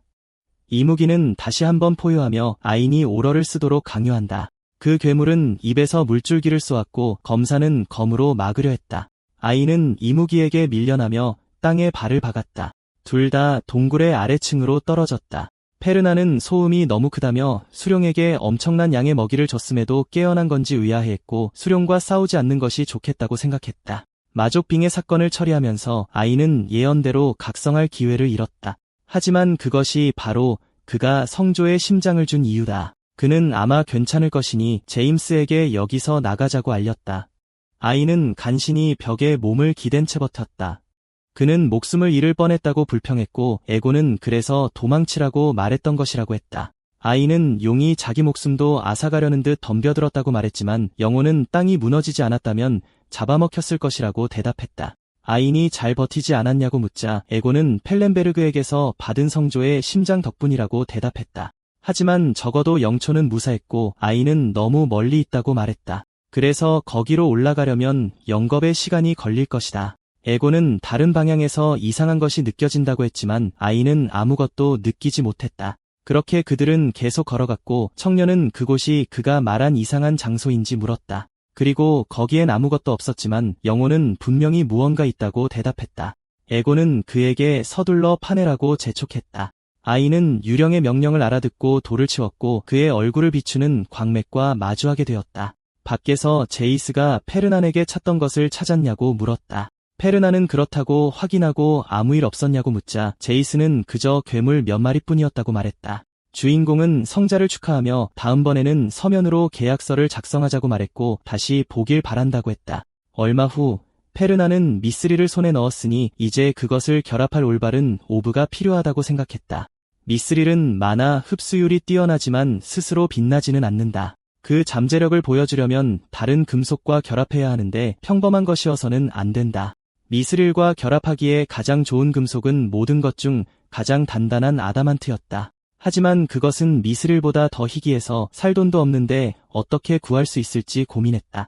멀리서 도와달라는 목소리가 들렸다. 페르난이 아다만트에 대해 되뇌는 동안 한 아이가 그의 아래에서 달려가며 늑대들로부터 자신을 구해달라고 교관에게 도움을 요청했다. 그녀는 계속 자신을 무시할 거냐고 물었고 페르난은 도와줘야겠다고 말했다.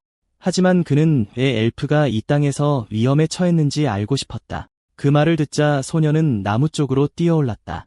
페르난은 그들을 상대하는 것이 다소 성가시다고 말했다.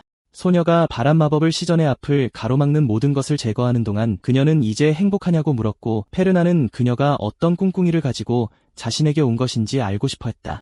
엘프는 그저 우연이라고 말했고 주인공은 그녀에게 길을 따라가라고 말했다. 그녀는 목적이 있어 왔다고 말을 바꿨고 페르난은 선제 후 공주와 인맥을 쌓기 위한 것이냐고 물었다. 소녀는 자신을 아리아 프리디안이라고 소개했고 페르난은 그녀가 다른 후계자들을 어떻게 꼬드기는지에 대해 들었다고 말했다.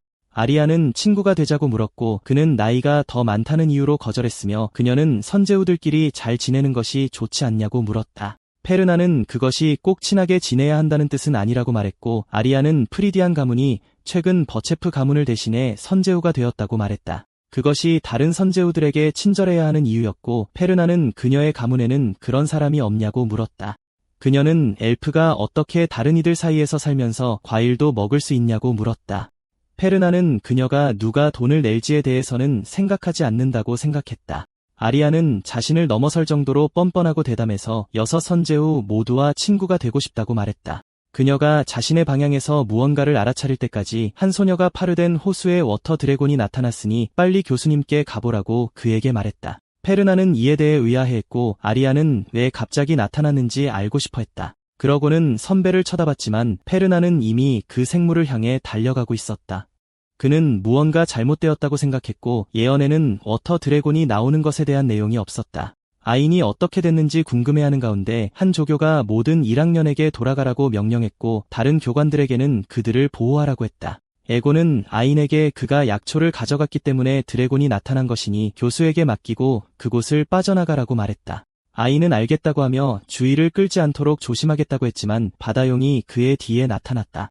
아인이 뒤돌아서자 페르난이 지팡이로 그를 보호하기 위해 나타나 그의 앞에 거대한 마법진을 펼쳤다. 그의 능력으로 돌말뚝이 솟아나와 드래곤을 향해 발사되었다. 그 생물은 저항하려 했고 페르난은 아마도 드래곤은 너무 벅차다고 생각했다. 그라드 교수는 자신의 학생이 전선을 잘 지켰으니 나머지를 자신에게 이끌고 오라고 말했고 다른 2명의 보조 마법사와 함께 전진하자 그 생물은 멀리 달아나기 위해 몸을 돌렸다. 페르난은 이상하다고 생각하며 자신의 개입이 예언을 조금 바꾼 것인지 어쨌든 자신이 인류를 구할 운명인지 궁금해했다. 아직 투자금을 회수하지 못했기 때문에 목숨을 잃으면 파산할 것이었고 그는 아인이 괜찮은지 물었다. 하지만 그는 소년의 얼굴에서 감탄하는 표정을 보았다. 아인은 선배가 자신을 구하러 왔다고 말했고 페르난은 학생을 보호하는 것은 임무의 일부라고 설명했다. 하지만 자네가 무사하다면 그걸로 됐네. 이제 내 할 일을 해야지. 아인은 잠시 이야기할 수 있는지 물었고 페르난은 그러라고 했다. 하지만 소년은 조금 부끄러운 일이라고 대답했다. 그들은 조용한 곳으로 갔고 페르난은 주위에 아무도 없으니 말해도 된다고 했다. 아인은 상인 길드에서도 광석을 사는지 물었고 페르난은 그렇다고 대답하며 무언가 사고 싶은 것이 있는지 물었다. 페르난은 그를 바로잡으며 아니, 자넨 돈이 없어서 아무것도 살 수 없지 않냐고 말했다.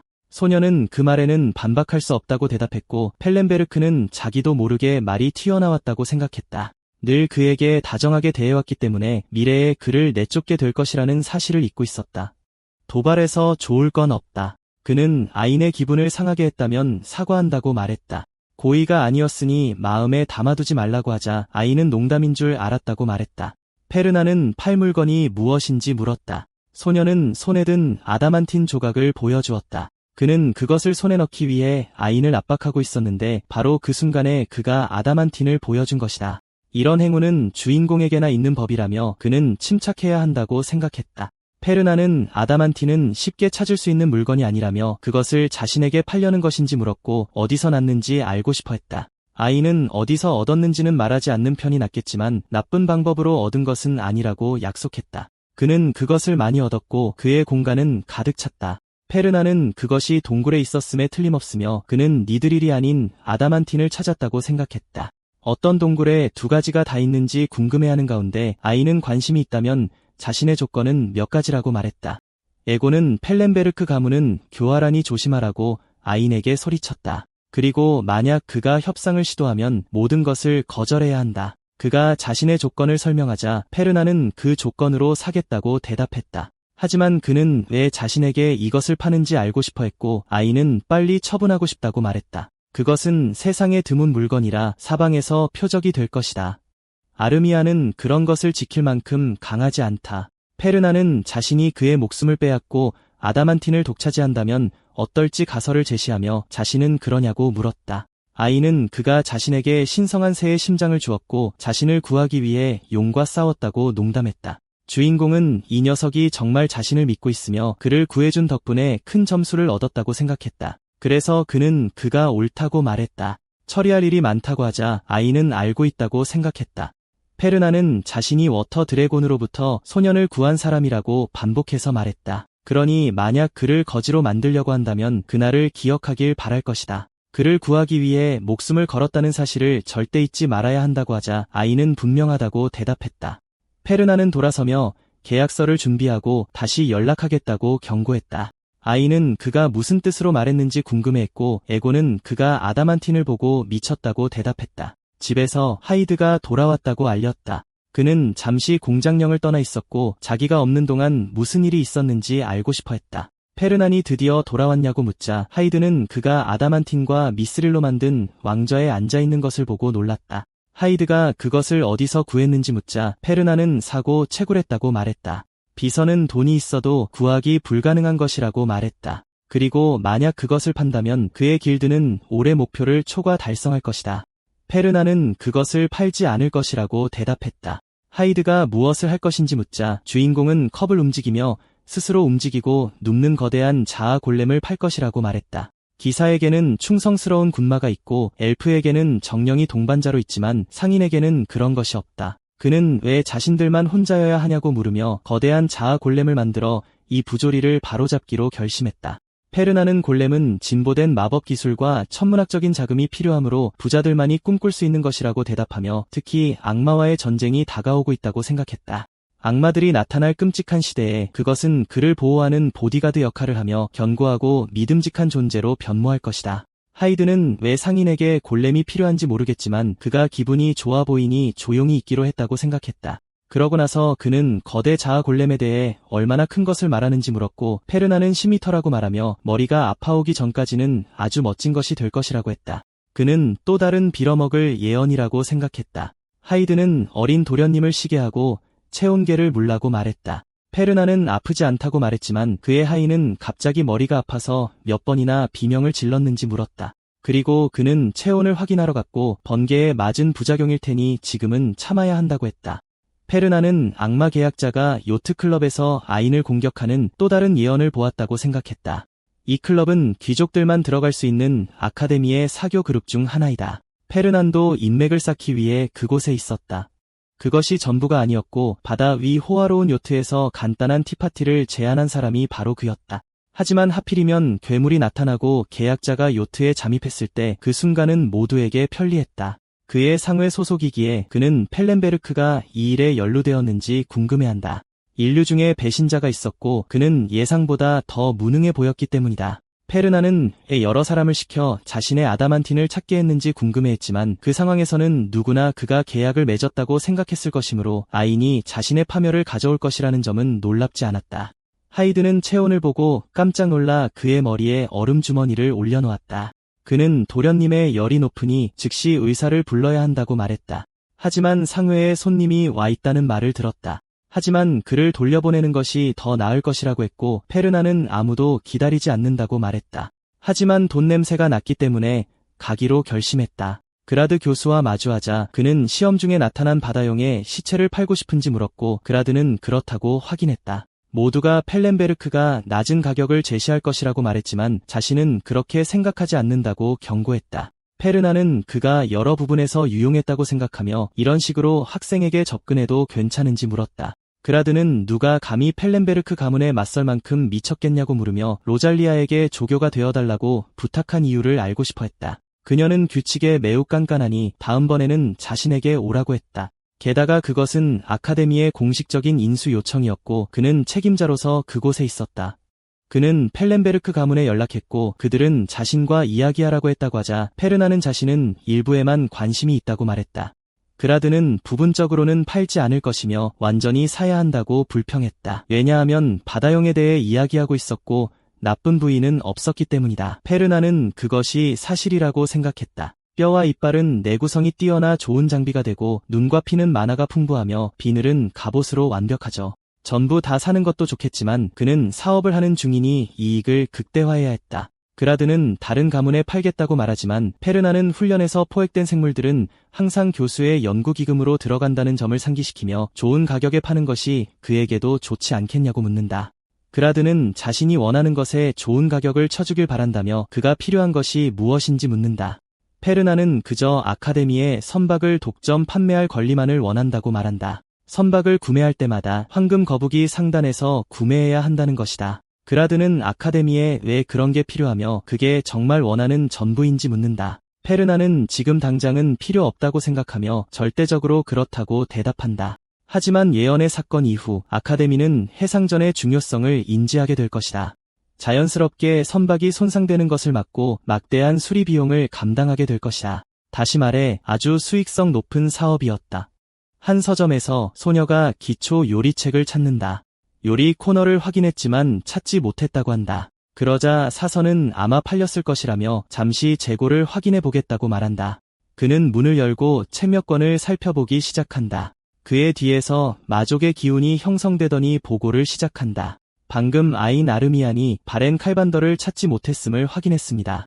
계획대로라면 그가 그를 뒤쫓았어야 했습니다. 하지만 도중에 누군가 방해한 것 같으며 흔적이 완전히 사라져 정확히 식별하지 못했습니다. 사선은 찾을 방법이 없느냐고 묻고 그것이 그가 하려던 말이었다. 그 존재는 다른 방법을 써서 알아내겠다고 대답하지만 남자는 너무 나갔다며 잊으라고 말한다. 지금은 다음 계획에 집중해야 한다. 이상했습니다. 칼반더가 정말 그것과 싸웠다면 기운을 느끼지 못할 리가 없는데 왜 아카데미에서 언급이 없는지 의아합니다. 흔적이 사라졌는데 이게 전부 우연의 일치인지 아니면 누군가 때문에 의도된 것인지 알고 싶었다. 그 존재는 누군가 자신의 존재를 아느냐고 묻지만 남자는 불가능하며 세상은 아주 조용하다고 말한다. 그는 우연의 일치라고 여기고 당분간은 더 조심하기로 한다. 힘이 거의 없기에 존재가 드러나면 계획에 차질이 생길 것이다. 그보다 아인 아르미안을 제거하는 것이 최우선 과제이며 그의 성장 속도는 상상을 초월할 것이다.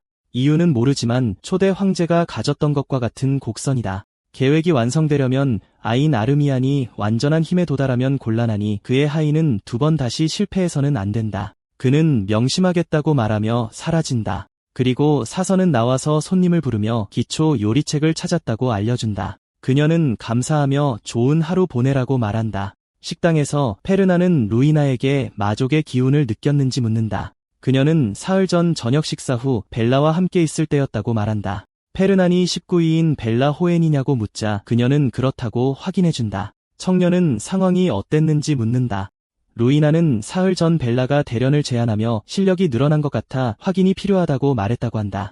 보통은 목검으로 싸우지만 이번에는 진검을 제안했다. 벨라가 영약이라도 먹었는지 모르겠지만 그녀는 극도로 자신만만했다. 하지만 벨라의 검이 이전보다 무거워진 것을 보니 단순한 강화가 아니었다. 그녀의 실력은 확실히 늘어서 루이나에게 한 방 먹이는 데 성공했다. 하지만 그건 단지 힘 때문만이 아니었다. 심지어 몸도 루이나의 공격을 피할 수 있을 만큼 빨라졌다. 루이나는 그녀가 이전과 다르게 더 빠르고 강해졌다고 말한다. 벨라는 최근에 힘이 넘치고 몸을 더 잘 제어할 수 있게 된 것 같다고 대답한다. 그녀에게서 그런 말을 들으니 기분이 좋아지지만 그녀는 다시 가겠다고 경고하며 기운을 방출한다. 페르나는 결국 그 소녀가 졌는지 묻지만 루이나는 아직 끝나지 않았다고 대답한다. 벨라는 검의 무게와 힘을 강화하는 검술 스타일을 사용했는데 이는 다른 검술에 비해 파괴적인 힘을 가졌다. 하지만 검의 크기와 무게 때문에 근접전에는 명확한 한계가 있다. 그 순간 둘 다 이상한 것을 느꼈다. 벨라는 루이나의 공격을 막기 위해 터무니없는 배기를 한다. 그녀는 뒤로 물러나 검을 꽉 쥐었고 벨라는 아직 제대로 제어할 수 없다며 상황을 저주했다. 루이나는 그렇게 됐다고 말한다. 페르난이 정말 마족의 기운이었냐고 묻자 그녀는 그렇다고 확인한다. 비록 아주 잠시였지만 그것은 분명히 마족의 기운이었다. 하지만 벨라는 완전히 괜찮았고 대련 후에도 아무 이상이 없었다. 발행과는 달리 그녀는 완전히 통제되어 있었고 신체적으로도 건강했다. 어쩌면 자기가 실수했을 수도 있지만 페르나는 그 사건을 확인하고 싶냐고 묻는다. 루이나는 그렇다고 말하며 벨라는 가장 친한 친구이기에 그녀가 나쁜 존재가 되는 것을 볼 수 없다고 한다. 그녀는 페르난이 어떻게든 도움이 될 수 있을 거라 생각했고 청년은 확실한 방법은 없지만 자신만의 방식으로 시도해보겠다고 답한다. 하지만 그가 궁금한 것이 하나 있었는데 사탕이 맛있었냐고 묻자 루이나는 그렇다고 대답한다. 다른 장소에서 페르나는 벨라가 일과 중에 가는 모든 장소를 되짚어본다. 바렌 녀석대와 같군. 누구와도 의심스러운 접촉이 없다. 게다가 그녀는 트라우마도 없고 다른 사람들과 관계도 좋아서 마음의 마귀가 깃들 틈이 없다. 하지만 루이나가 사실을 말했고 그녀에게 마력이 있다면 둘 다 계약을 맺지 않았다는 공통점 하나뿐이다. 계약 없이 자신들도 모르게 그 힘을 사용할 수 있는 걸까? 어쩌면 루이나가 실수했고 마족의 기운이 아니었을 수도 있다. 갑자기 그는 극심한 두통을 느낀다. 하늘이 핏빛으로 물들고 강한 마귀가 느껴지는 장면 속에서 그는 곤란한 표정의 아인을 보았다.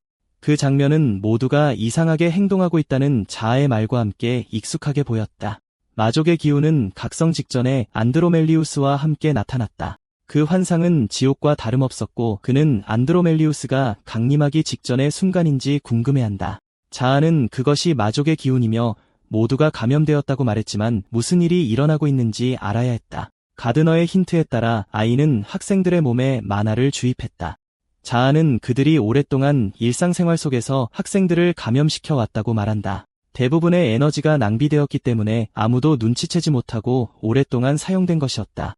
페르나는 이것을 폭발시키려면 어떤 종류의 껍데기가 필요하다고 생각한다. 그들은 만화를 증폭시키고 있는 것이 틀림없다. 그러자 가드너가 뒤를 가리키며 마족의 기운을 활성화시키는 마법진을 보여준다. 아이는 그 존재를 파괴해야 했고 그렇게 페르난의 마음속에서 장면이 바뀌었다. 루이나는 아인의 이름을 외치며 벨라가 마족의 기운에 감염되었다고 말한다. 페르난은 정말 그녀 안에 무언가 있는지 궁금해한다. 아인은 이것이 평범한 증폭진이 아니라 소환진이며 이것을 일으킨 자들은 악마를 소환하려 한 것이라고 생각한다. 포털에서 몇몇 생명체들이 나타났고 페르난의 마음속에 울리는 유일한 것은 악마들이 이 세상으로 돌아올 것이라는 사실이었다. 그는 갑자기 깨어나 이 모든 것을 목격한 것에 놀라 한숨을 쉬지만 시간이 없다며 루이나의 이름을 외치며 문으로 달려간다.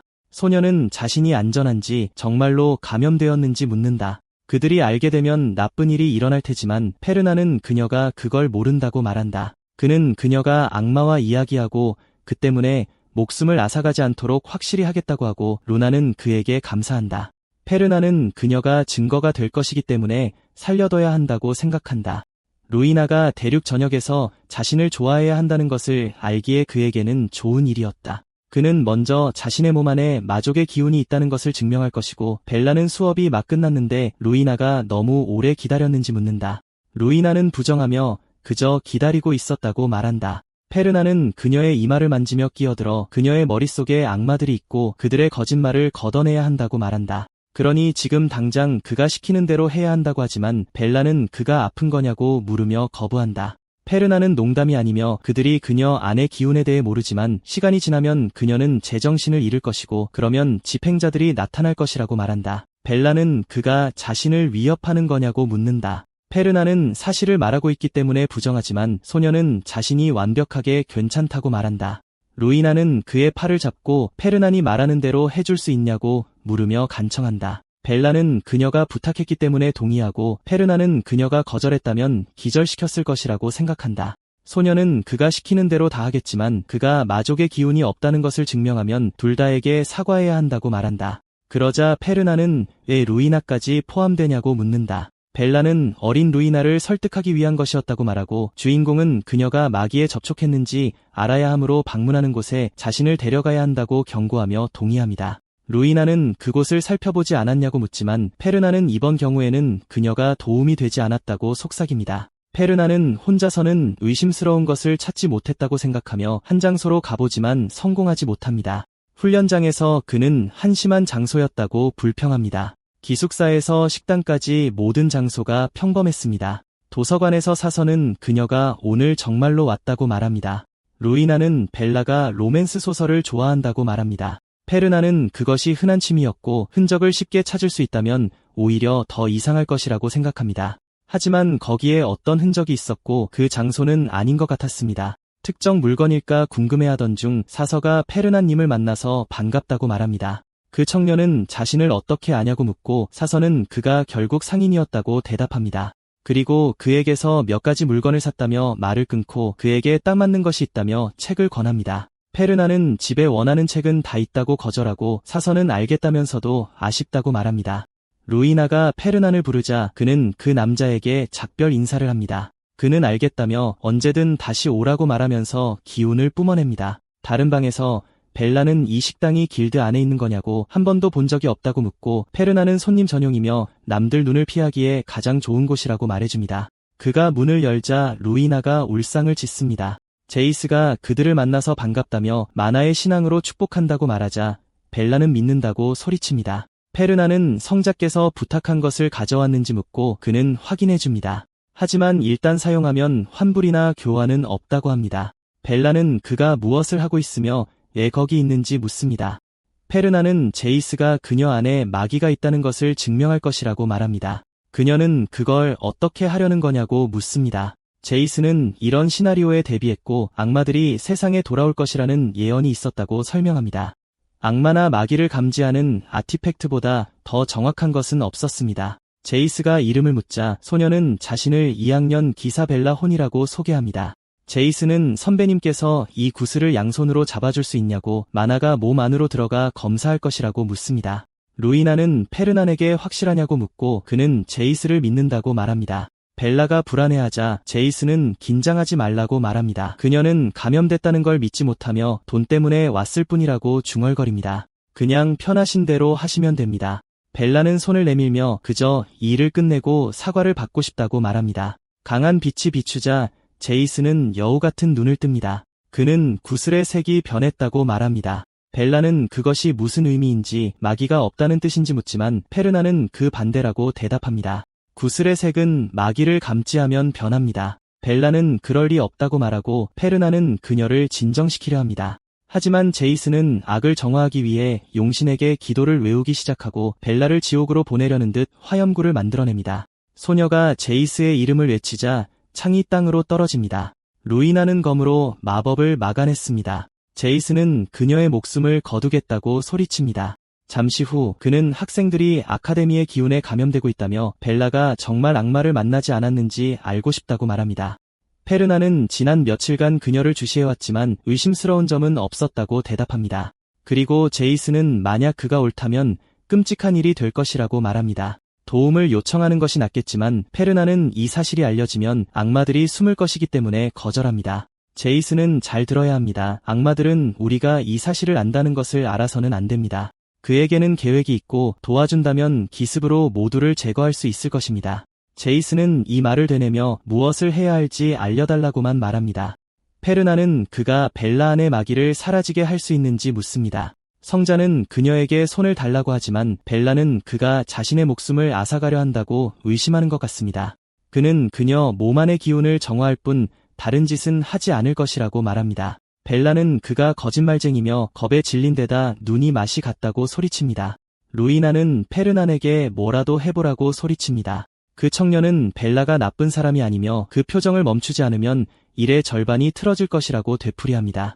제이스는 이를 분석하고 용서를 구하며 여우 같은 눈빛으로 돌아옵니다. 그는 교단이 모든 악인과 악마를 제거하겠지만 무고한 자와 희생자는 해치지 않을 것이니 부디 손을 달라고 부탁합니다. 벨라는 이 마법이 정말 마귀를 정화하는지 묻고 제이스는 그녀의 손을 만져도 해치지 않을 것이므로 그렇다고 확인해줍니다. 그는 안에서 약간 타는 듯한 느낌이 있을 것이라고 경고합니다.